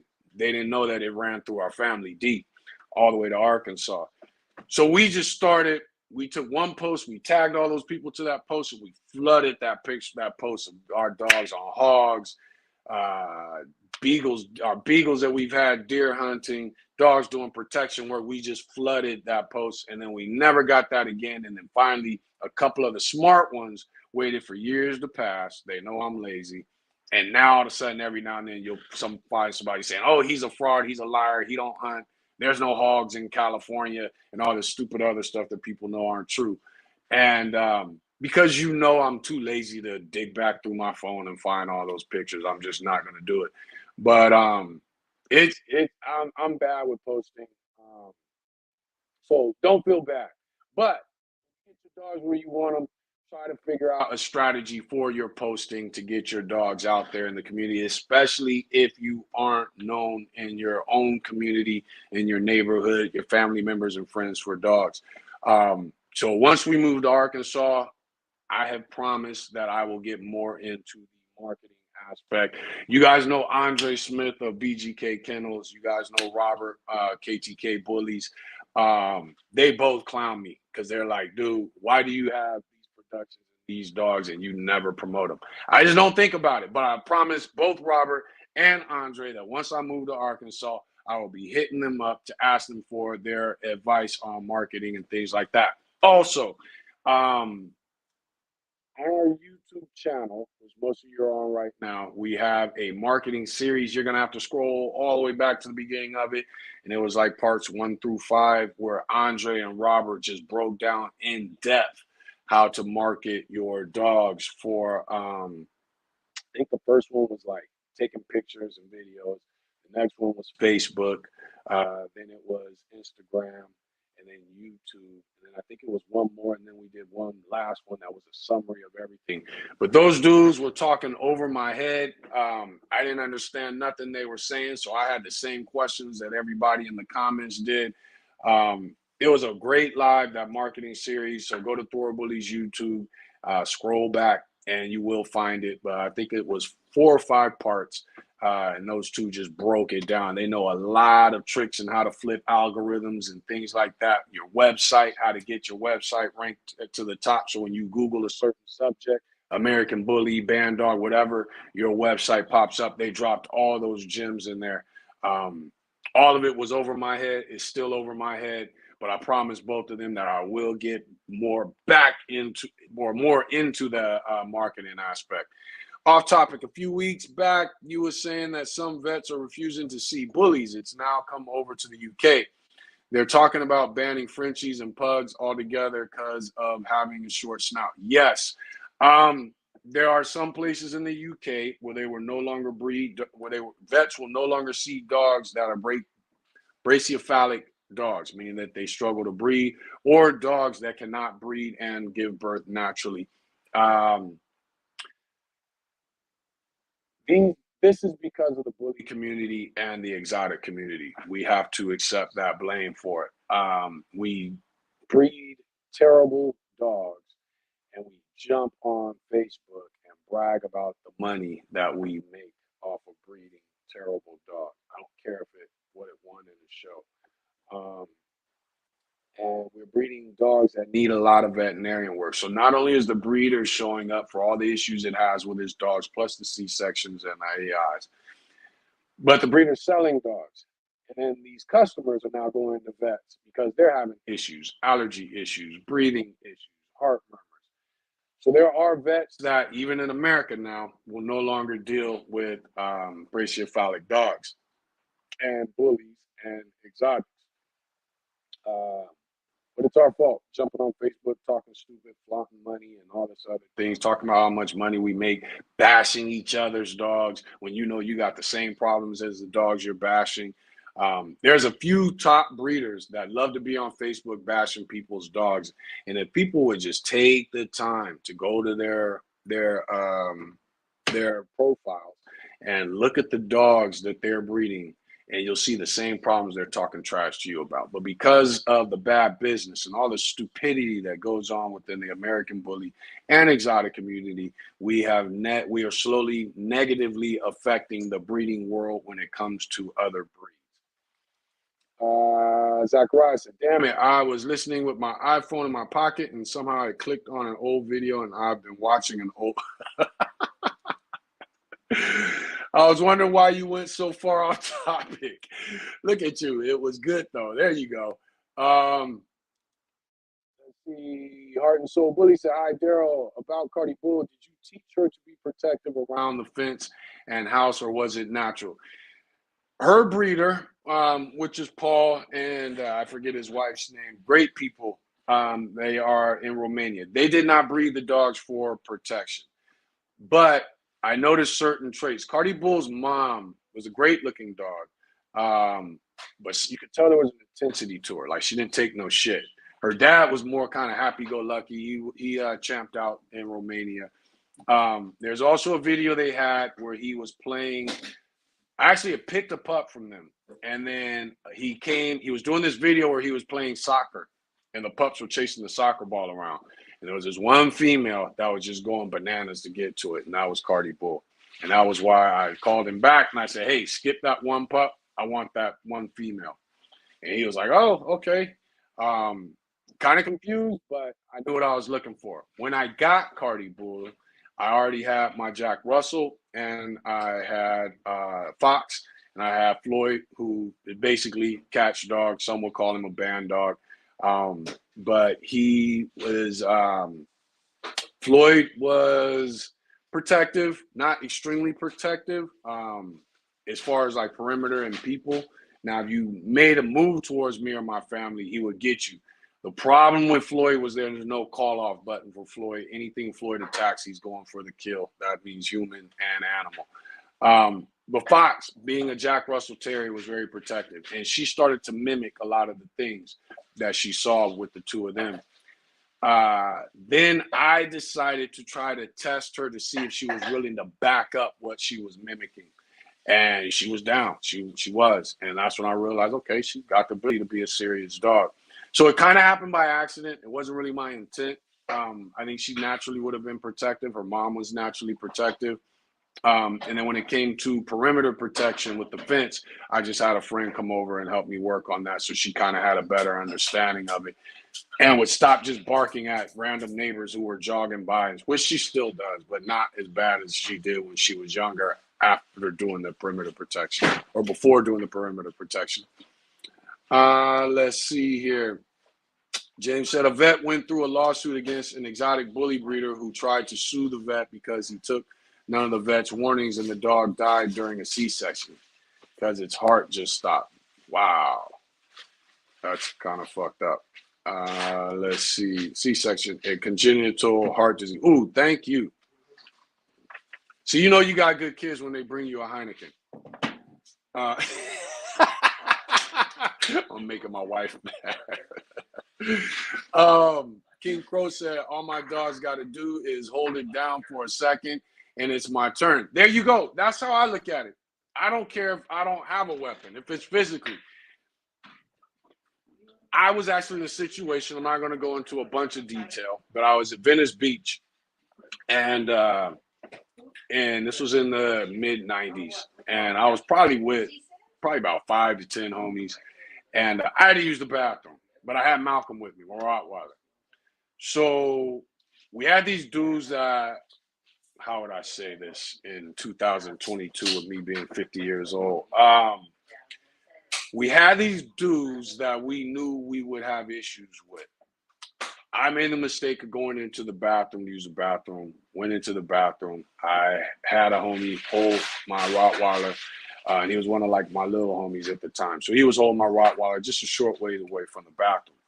Well, those dudes came into the bathroom, and you know how it goes. Where you from? Wooty whoop. And we got into it right there in the bathroom. Well, my little homie who was holding my Malcolm at the time came in there. He was nervous to come in there, but Malcolm was pulling. Somehow Malcolm heard the commotion in the bathroom and he was pulling to get in there. My little homie, he couldn't really hold him for too much longer. Malcolm got in there. My homie was still holding him. He didn't let him go, but he wasn't able. Malcolm was a big, powerful dog. Malcolm got in there, and it was me and Malcolm going to work. And so there's gonna be those situations where, it's not always about a gun. But if your dog's backing you, if this comes down to my wife and kids, I'm gonna back my dog up just like my dog is backing me up. And it is what it is, you know what I mean? And if you don't have, some type of firearm or whatever it is to protect you, then your dog is the next best line of defense. And if you do have a firearm to protect you, your dog gives you the time to get to it. And people forget that when they make that comment. I don't need protective drive in my dog. Let's see. Raul, what's up, man? Should you have someone come over your house and act out an attack? For perimeter protection, that's what I do, but I always use somebody that I know doesn't come over often. Because what I don't want is that dog to think, just like a dog can see a sleeve and think every time I see a sleeve, it's time to do bite work. You don't want that dog to think every time this person's here, it's time for me to try to bite them. So always use somebody that doesn't come over a lot to do that type of activity.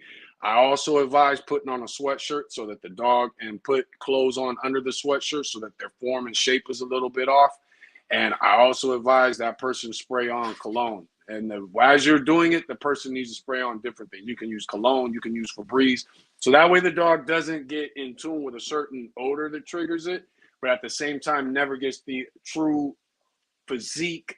Always use a fake voice when they're trying to agitate the dog, because you want that person to still be able to come over and that dog has no idea that it's him, unless they mess up and wear that same cologne. But yeah, it's best when you're doing any type of protection work to have somebody come over. We do bite work with Cardi, just me and my son. Now I have my son hold the leash and then I'll put on the sleeve and I'll do things like that. But that's more of a game. I already know she's got the protection part down. So the bite work is just, more of a game and us having fun with her and her learning to off. Now, she hasn't gone to the level of, I know, in a full of true attack mode. She attacked somebody. Can I call her off? We haven't done that in protection.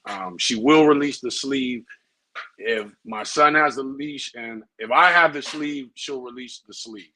But we haven't done true protection training with her due to the fact she's a protective dog. Bowser said, facts. That's why protection. So PP is important to test the dog. Yeah, protection is important to protect for that.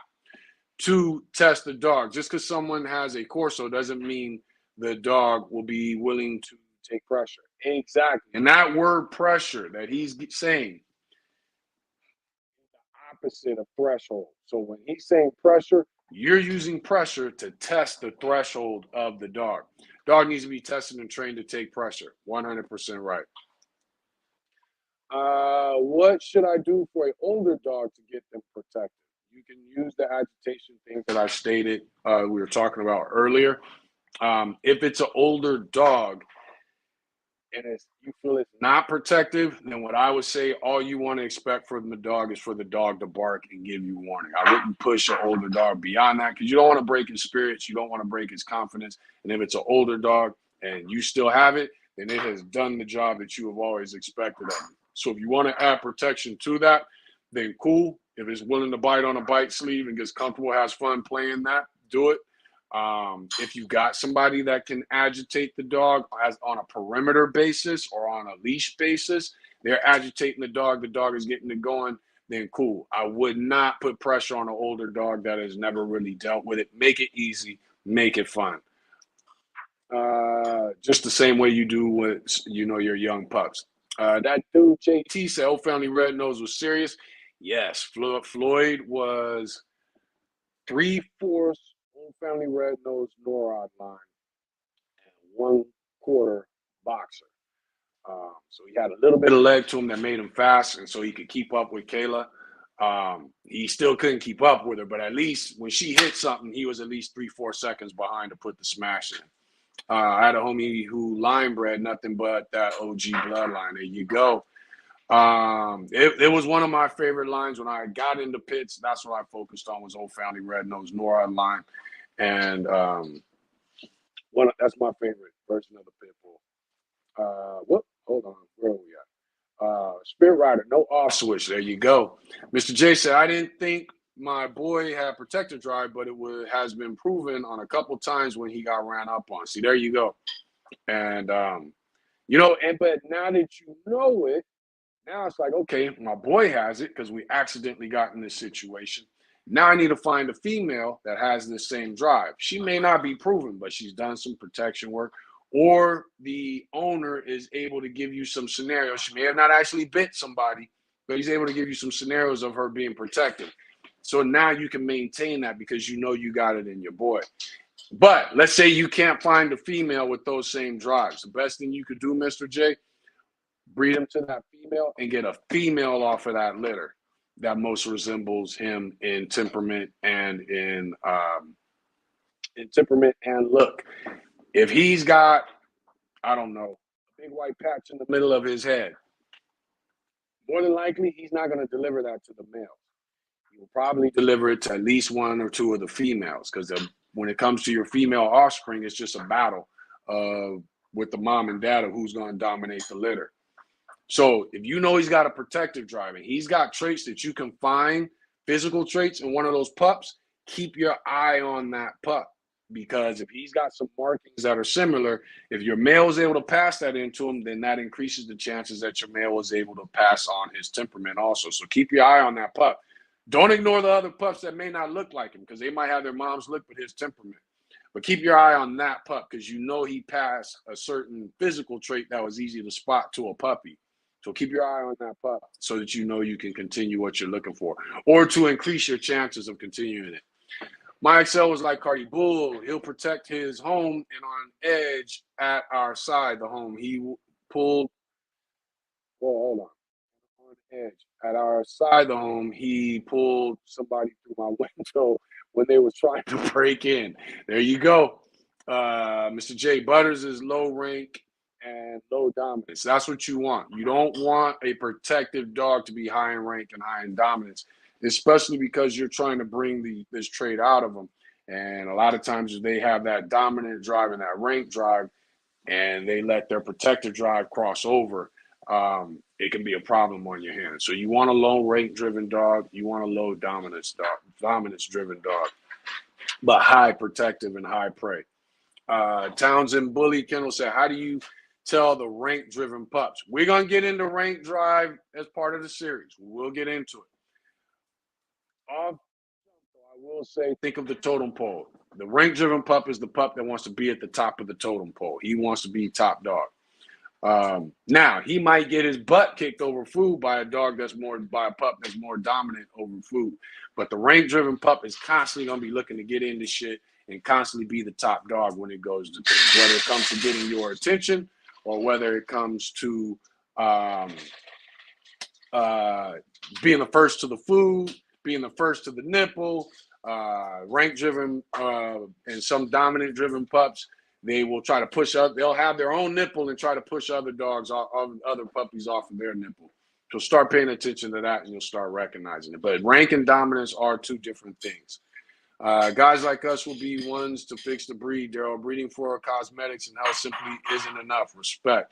I appreciate that, Zachariah, and I do agree with you. I don't know that I'll be the one to fix the breed. I just want better dogs than everybody else. So I don't look at myself as somebody that can fix the breed or fix the community or anything like that. But another Tupac quote, I guess if I can spark the mind that fixes the breed, I'm satisfied with that. You know what I mean? If all of you guys that watch this live is what 52 of you on here now.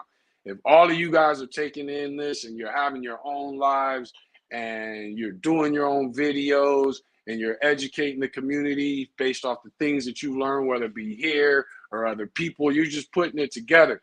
You can even I go live on Fridays with Rome. Me, Rome, and Rob, we go live and then we allow people to come on there with us. And one of the things that made me notice Rome in the bully community was he would go live with nothing but questions. Never seen nobody do that. He would go live and entertain, but he was asking questions. What do you guys think of this? Anthony Gray, one of the dopest lives I saw Anthony Gray on was he jumped in. Anthony Gray is a breeder, but he's also a well-known show handler in the community. And he was just breaking down on his concept of the show ring and the show community, Dax, and why he used Dax blood and how you could use Dax blood but avoid the issues that Dax had. And but that generated because Rome he would start all his lives off with a question and he didn't give an answer. He would have a question, but he's very good at engaging with people and not giving them an answer.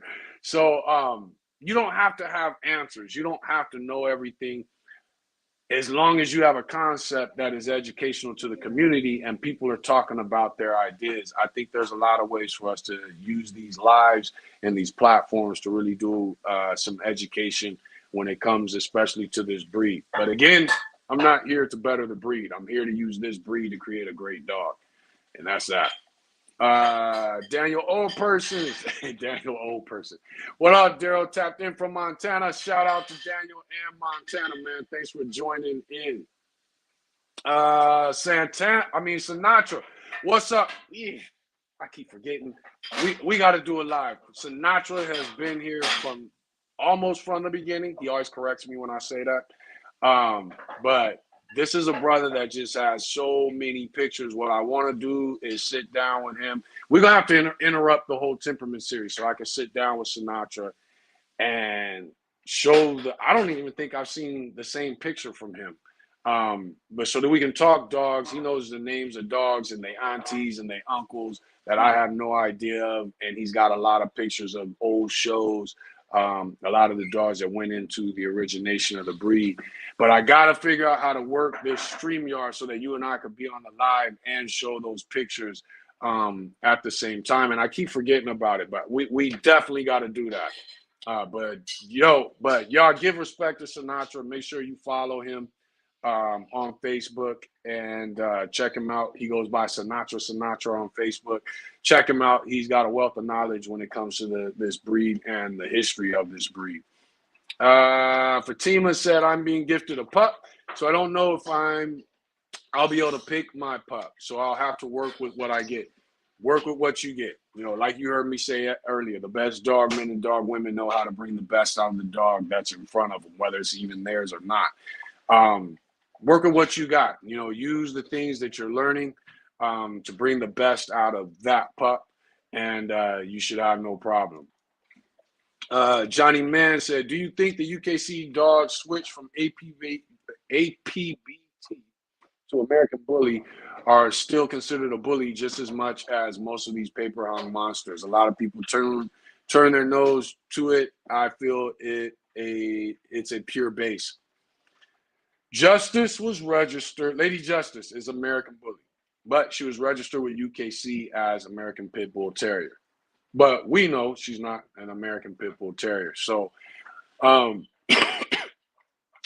an AKC Amstaff, which is the UKC American Pit Bull Terrier. So, I do believe that those who feel their dogs are. Now, here's the thing. You look at a person like Marlon, and I talk to him often of DDK K9. Here's the Hulk. If you ask him, is Hulk a pit bull or is he American bully? As far as Marlon's concerned, Hulk is a Hulk. Um, he, along with a lot of breeders of the past, were registering their dogs as American Pit Bull Terriers. And their defense, and that is a lot of American Pit Bull Terriers were being mixed with various Bulldog breeds and various Terriers to maintain, and even Hounds, to maintain the dog's ability. Then it went into the weight pool world where you got guys like Eddington with Eddington's Whopper, who was with the ADBA, and we know Whopper had, I want to say, some American Bulldog and some French Mastiff. What is that? The Bull? Well, I forget how you say it. Um, the but the Dogo de Bordeaux, or however you say it. But he had these various breeds for weight pulling competition. He was allowed to be registered as an American Pit Bull Terrier for weight pull. He promised that the ADBA that he would not breed the dog, though. And of course, he had a lot of people wanting to breed to him, so that's what he did, and that's where the whole Eddington story is an interesting story when it comes to want to be a Whopper and that whole thing. Very interesting story, and it actually ended in death. Interesting story when you look into it. But anytime you register a dog as a breed that is not your paper hanging, and I feel, but it is also based off what the registry is willing to allow. I personally feel the American bullies that are registered as American Pit Bull Terriers, the minute you start breeding to American bullies, you have to admit that you don't have an American bully. And I think that those dogs should be transferred over. That's just my personal feeling. Johnny Man, a lot of folks feel that ABKC. Oh, but hold on. Let me make sure I answered your question. As much as most of these, do you think the UKC dogs switch from APBT to American Bully are still considered a bully? Yeah, I do feel they are American bullies. Yes, definitely. They are American bullies. What's on paper isn't what makes a dog. It's the genetics and the legacy of the pedigree that makes what a dog breed is. You can put paper in. Paper can say anything. I can register a Dalmatian as an American bully if I want. But that Dalmatian is not going to be able to produce American bullies. So it's the lineage of the dog that makes it the breed that it is, not what's on paper. The registry's job is not to get involved with that, but just register the dogs as what the breeders say they are. If a breeder has a problem with another breeder is registering the dog as, that's why a breed club is supposed to be there for that breeder to report that other breeder. A lot of folks feel the ABKC dogs are king of the bullies and frown on the more terrier-based dogs. Just wondering what your considerations are. I feel they're still bully. They're very much bully. They're just leaner. You can't say this is not a bully because it lacks mass, but then turn around and have a classic class that lacks mass. But then diss the UKC people for dogs that have less mass. It's one of the reasons that UKC dogs have less mass is because the UKC writes in its standard that the dog should be able to perform and compete. ABKC doesn't have that. The most ABKC has ever had as part of their standard was that the dog should be powerful and the dog should be agile. If you look at the ABKC standard as of today, agile was removed and power was removed and replaced with, I think, have appear powerful or have a look of power. But if you know dogs, I don't care how buff your dog is, that don't mean power. It might mean power when it comes to humans. When it comes to dogs, and power when it comes to humans is usually through lifting weights. Dogs with genetic muscle are gonna have some power, but they're not gonna be as powerful as they look. So I think people who knock the UKC are fools. A lot of times when you see those people knocking UKC, they tend to be people who've been banned from the UKC. But I think it's foolish to diss a registry that is trying to keep things where it was. The ABKC, we can see the dogs are getting more and more bulldogish traits when it comes to their girth, when it comes to the fat around their midsections, when it comes to even their faces or the heads are now starting to round off rather than be boxed like they were. To me, Shots Fired is a perfect example of the American bully. Dooley is a Armor, rest in peace. I thought he was a great example of an XL. Vibes Cartel, great example. And if you listen to the dogs I'm naming, they compete in UKC and ABKC. So somewhere we just got to kind of bring it all together rather than talking shit about somebody because of their chosen registry. Do you feel the mastiff type bullies have potential to have more of the protective drive? Yes. Or the breeders were probably chasing size only. They were chasing size only, but what comes with the mastiff is a more of a protective drive. And the dope thing about mastiffs is they are able to be laid back, have a low prey drive, but have a high protection drive. It is up to us as the new breeders getting into this to manipulate that to the advantage of the dog. Thor, are you a real dog man? I don't care how you feel about it. For sure, I can respect that. I've listened to many dog men, and you elaborate in clean detail like some of the best of them. Thank you. I appreciate that. Much respect to you. Live for yours, Alan. What do you think about breeding a pit to an English Mastiff to create your own line of family protection dogs? You would need to start off. Okay, the pit is effective in protection due to the gameness and the high drive of the pit being willing to sustain punishment and stay involved. Protection doesn't come from the pit. So if you're going to use the English Mastiff, you need to find an English Mastiff that is protective driven and has excelled in doing protection work. Because what you don't want to do is take a pit, breed it to an English Mastiff. You remove gameness. Gameness was one of the factors in gameness was tolerance to the human and to the human hand, which is why most pit bulls were not good for protection. They were too friendly with humans. Then you're crossing that to an English Mastiff, which has been bred to not be protected for many years. And now you're bringing the two together and you could create a wildfire because you don't know which direction the genetics are going to go. So if you're going to use the pit bull, make sure it is a driven pit bull that is human friendly and lacks aggression towards humans. And then find the English Mastiff that is agile, huge, but still agile, functional, and is protective of home and has proven to be protective of home. And then at that point, you're in the Bandog world. Donna Whitaker, you know how your kennel and you know how your kennel and your home is going to be when you move. Have you picked out a room to do your lives in, and what's it going to be like? Yes. So the house is 5 bedrooms. You go through I can't find. We have a layout of the home, a picture of it, but you go through and on the opposite where you have the dining room or the living room, the very room next to that is where I'm going to be doing my lives. It's the smallest room in the house. It has what they call a closet, but that shit ain't no closet. It's real narrow. I don't even know why. I don't even know why it's there. But it's the smallest room in the house, and it has a non-functional closet. It has an American Bully closet. I shouldn't have said that, but the closet is non-functional. Like hanging clothes and things like you could put stuff in it, but it's just extremely small. So that's going to be the room I use as my office, and that is going to be where I'll be doing the lives from. Once I get the barn, the inside of the barn torn down and then rebuilt back up, the flooring done and everything, then and the kennels in place, I'll probably be doing some of the lives in the barn also, depending on reception. That's going to be my next frontier when I get out there, is making sure we've got good reception because we are in the middle of the woods. H900 people told me not hold the bite sleeve when doing bite work. You want to hold the bite sleeve because you want to give some resistance. Um, the dog bites the sleeve, dog bites your arm. What are you doing? You're trying to get the dog off you.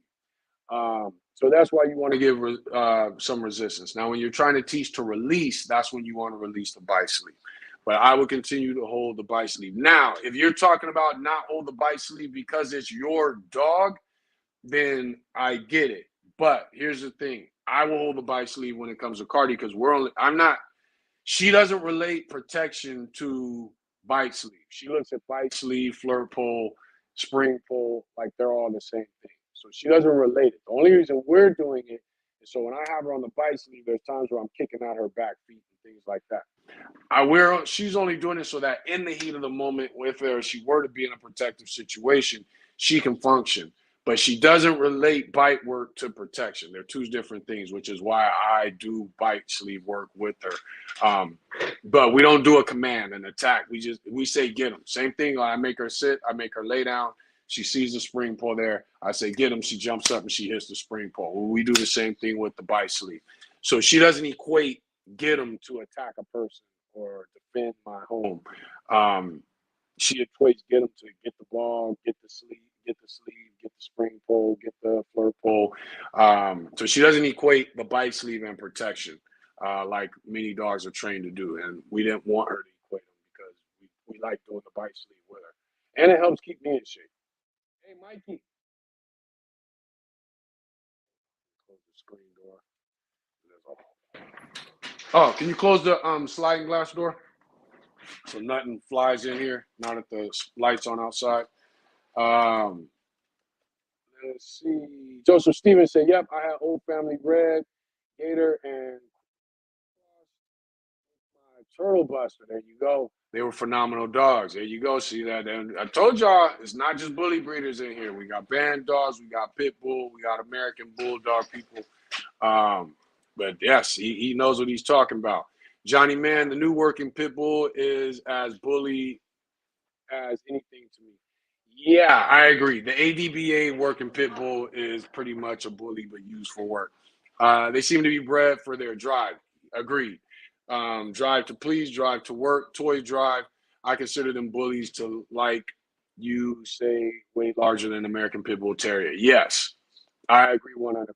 The working pit bull of the ADBA is basically a bully, but bred to work. Now, some people would say they're a band dog. The reason I wouldn't say they're a band dog is because you're not bringing other breeds into them. Working pit bull is supposed to be bred to other working pit bulls, just like the bully is supposed to be bred to other bullies. But a lot of the same breeds went into them. I consider them the same dog, other than the working aspect. John Stevens said, Rob and Rome were waiting, so I was wondering when you would make it to the show. We were supposed to go live at 6. I was cleaning out the garage. Rob hit me up at 4:30 to remind me of it. He knows I've been going through a lot lately, getting ready for the move. I totally forgot about it. He hit me up at 4. I said, yeah, let me go finish what I'm doing with the garage. I finished what I was doing with the garage. I sat on the bed, talked to my wife, fell asleep. Next thing I knew, it was 8:30, and I forgot about the live. So, yeah, Rob was pissed off at me.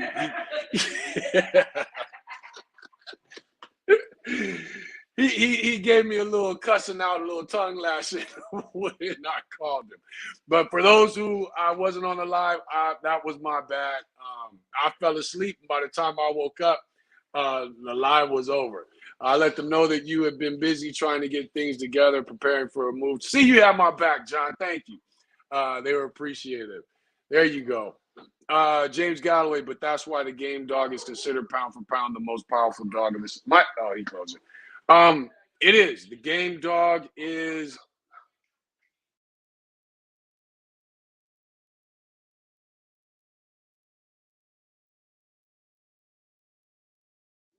Hold on, y'all.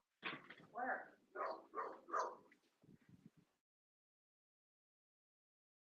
Oh, bring her in. Okay. Come here, Sadie.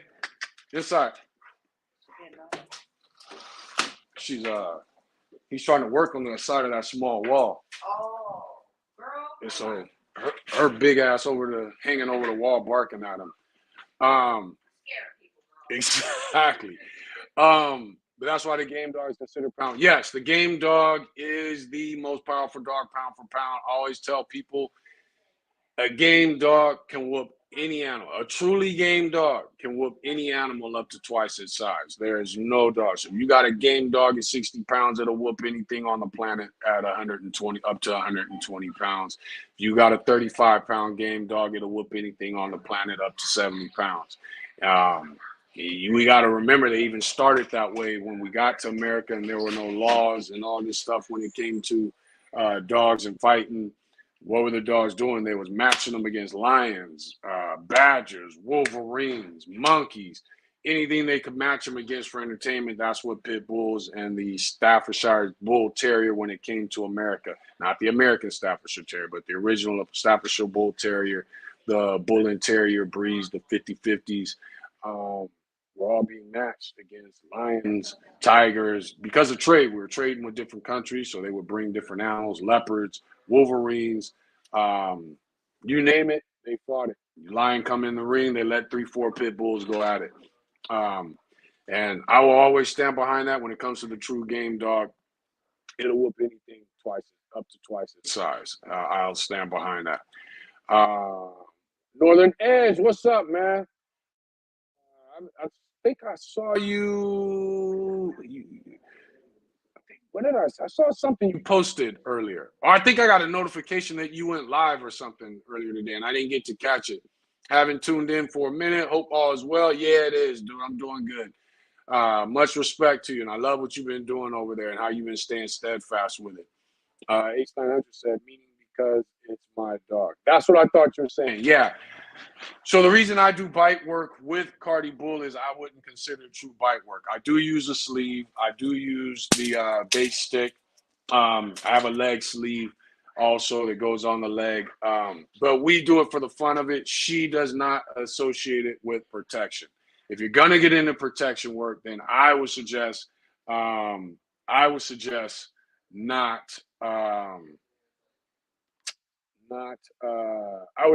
you have somebody else do the agitation and do the baiting. If you're going to be in an aspect of associating bite work with actual protection.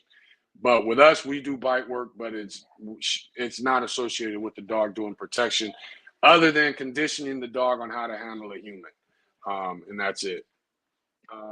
Live for yours, live for yours. Alan said, "Thanks a lot. Your channel is so much help in getting my plan and vision perfect."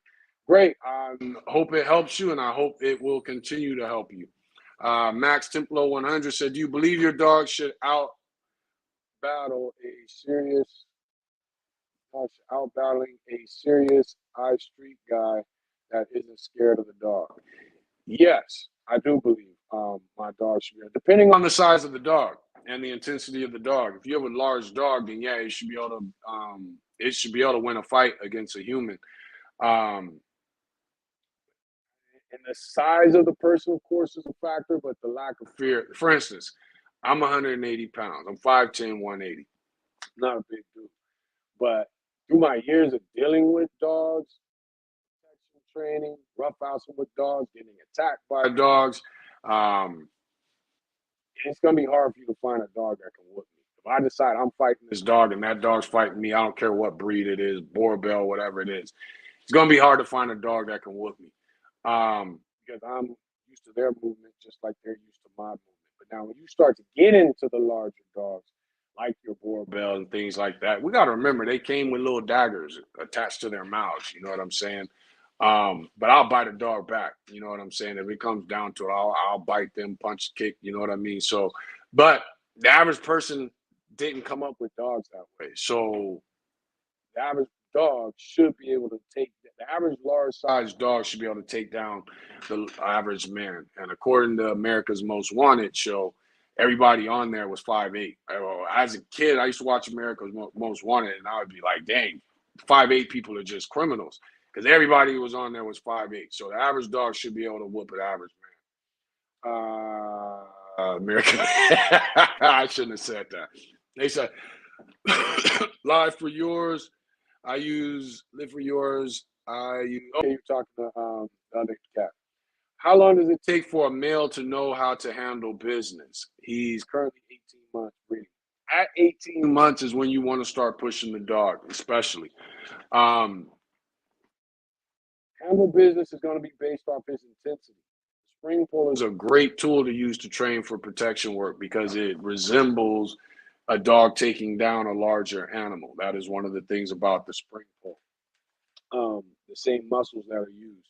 So, that dog's intensity in it. When Cardi Bull is on the spring pole, I'm also using this on her. So then, and I do it with others. So it depends on the dog. You know how the dog was bred. You just ate. Why are you looking at me sad? Um, it depends on the dog, how the dog was bred, and then it also can remember everything is either born, made, or chose, from rocks to elephants. Everything born, made, or chose. Human, there's a lot of choosing in that aspect.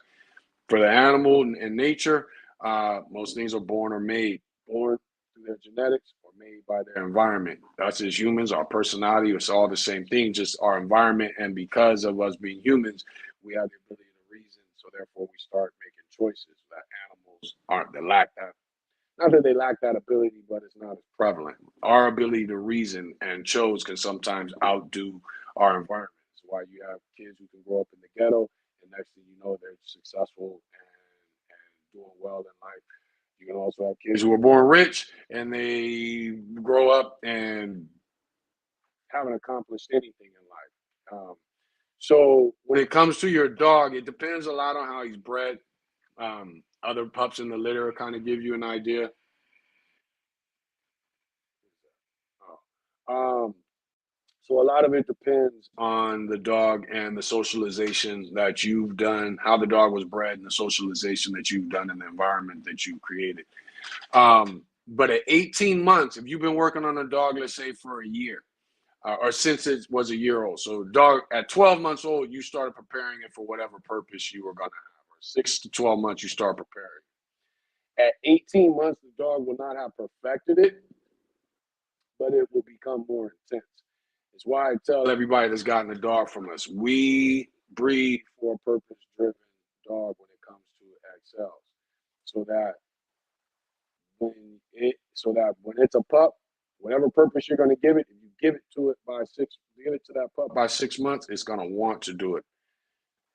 By 12 months, it's gonna be addicted to doing it, and then by 18 months, 24 months, it will have perfected it.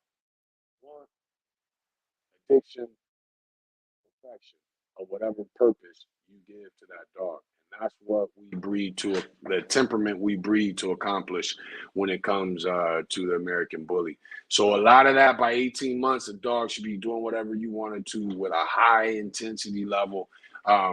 You'll start to see a lack of thinking. That tends to kick in with the high intensity right around 12, right around 24 months, around 2 years of age, when they're able to move just as intensely as they were when they was young, but at the same time, they're able to think through it. You'll see them thinking through the process. John Stevens said, in most of my experiences, the person was much more intimidated by my bulls and Doberman pinchers than my weapons. Exactly, sad but true. Well, it's the truth. It's like a person pulls a gun on me. If you pull a knife on me, depending on the size of the knife, I'm probably still gonna swing on you. If a person pulls a gun on me and you within my reach, I'm probably gonna swing on you. But let's say you pull a gun on me and you out of my reach, and I'm gonna be looking to recognize something in your eyes that I've seen in people I know will kill you. If I don't see that look, I'm gonna probably talk a little trash and walk off.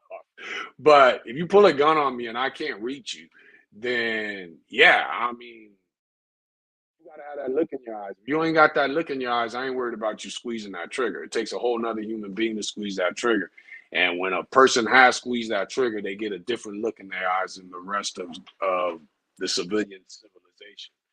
Um, but a dog brings reality to everybody because they have that intensity. So it don't matter, and I might nobody looks at a person and says, I don't think you got the heart to drop that leash. They might say, I don't think you got the heart to squeeze that trigger, but ain't nobody saying while the dog is barking and growling at him that you ain't got the heart to drop that leash. You know what I'm saying? So a dog is gonna make somebody back off. Northern Edge said these dogs act like they're always starving, even though they just ate, or they be eating good, yeah. But you know what? That's natural for a dog. That is natural. Remember, like we talked about earlier, is when it comes to predators, they are made to operate off hunger. A cheetah eats Monday, goes down an antelope, catches the antelope, and it eats. Tuesday hits, it's good. Wednesday It's kind of hungry, so it's kind of walking, casing the joint. Thursday, hungry again. And it chases down the antelope and it fails. Friday, chases down the antelope, fails. Saturday and Sunday, chases down antelopes and it fails. Monday, chases down antelope, fails. Tuesday, chases down antelope, fails. And it's still extremely healthy, and yet it hasn't eaten in over a week. And then finally, the following Wednesday comes, it chases down an animal, it makes a kill, gorges itself, and then it chills again. It goes through the same phase. Our dogs and predators are not only more intelligent, um, but are healthier off of lack of eating than they are of eating. They eat to maintain. Cows and prey animals, they eat because that's just what they do throughout the day. Deer, cows, rabbits, they eat. That's just what they do throughout the day. That's why they get fatter. Predators maintain, and then that's it. Then after that, they chill, protect, and reproduce. That's that. Sleep, protect, and reproduce. That's what a predator is here for. Eating is just there to maintain energy to chill, protect, and reproduce. James said, I actually just had to bite a dog, and the owner was surprised that I heard his dog with one bite. He bit me while trying to do his exam, and the owner couldn't control him, so we were scrapping for real. Exactly. I feel you. You have those situations. I've never been bit by one of my own dogs except for a fox. Her and pit bull, I have used to get into it, and I grabbed him to break it up. And somehow Fox would catch my finger every time. And even though she was locked on, I could say to her, Fox, let go. And you see her look at me while the other dog 10 times her size is locked on her. And she'd look at me and she'd release it and latch back onto the dog. But she would realize, okay, I got your finger, my bad. And then she'd latch back onto the dog. But other than that, only time I've ever been bit by dogs is being foolish with them when I first got into training. Other than that, when I started taking it serious, I didn't really get bit too much, even with aggressive dogs, because I started being able to recognize not only the attitude and intensity of the dog, but also the rhythm of the dog. But that little bug fox, she used to catch me up sometimes. Right? She would just start shit with the meanest dogs we had, and you have to break it up. And every now and then, those dogs would never get me. But Fox, I'd have the dog, and somehow she'd catch me. I have a finger right now that won't straighten up, and it's this finger right here. I can't move it straight. It's because Fox locked on it, and I didn't pull back. I just left it in her mouth, and I got her attention. Fox, I know this dog is locked on you, trying to kill you, but your little 12-pound ass is locked on my finger right now. And she kind of looked at me and she released her bite. I got my finger out and she re-bit back onto the dog. But she was just a nut. But I love that dog. I have the biggest heart for that little dog and the biggest love for that little dog of all the dogs I've had. James Galloway said, imagine a human in full-on brawl, the 120-pound bully / mastiff mix. Laugh out loud. Hell, I can't. Well, you got to look at it. The Roman Coliseum. That's what they were doing. You had prisoners, and you would let a prisoner go at it with a dog, with a large mastiff, what they would have called Bandogs. They were banded dogs, meaning they were kept they were tethered. But they would release these dogs into, and this is how we got our bull-bred dogs. But they would release these dogs on a prisoner or an inmate. And if you can whip the dog, we'll give you a dagger. And if you can kill the dog, then finish out your jail time, regardless of how many people you murdered. And this was part of the excitement of the Roman Empire, especially when politics was doing shady shit behind the scenes. The world is always, even today in America, they use entertainment to keep us distracted. And the internet has created the biggest distraction for them to do the dumbest things that we're not paying attention to, raising prices on dumb shit and all kinds of other things. But because we're entertained, we don't pay attention to it. Julius Caesar figured that out quick. And he started that's how we got the Olympics, was from the Roman Coliseum and those events. But they would also let them, now the gladiators would also fight dogs, but because they had swords and shields and trained in fighting, they would fight multiple large dogs. But that was all part of Roman Empire entertainment. We are at the end of the comments. I want to thank you guys for joining on. Hopefully this talk helps you guys in anything that you were planning on doing, from training breeding, or just regular dog ownership and husbandry. Salute to all you for joining in. We'll be back next Tuesday as part 4 of the Temperament Series. We'll get into a whole new drive at that point. Thank y'all for tuning in. I'm out.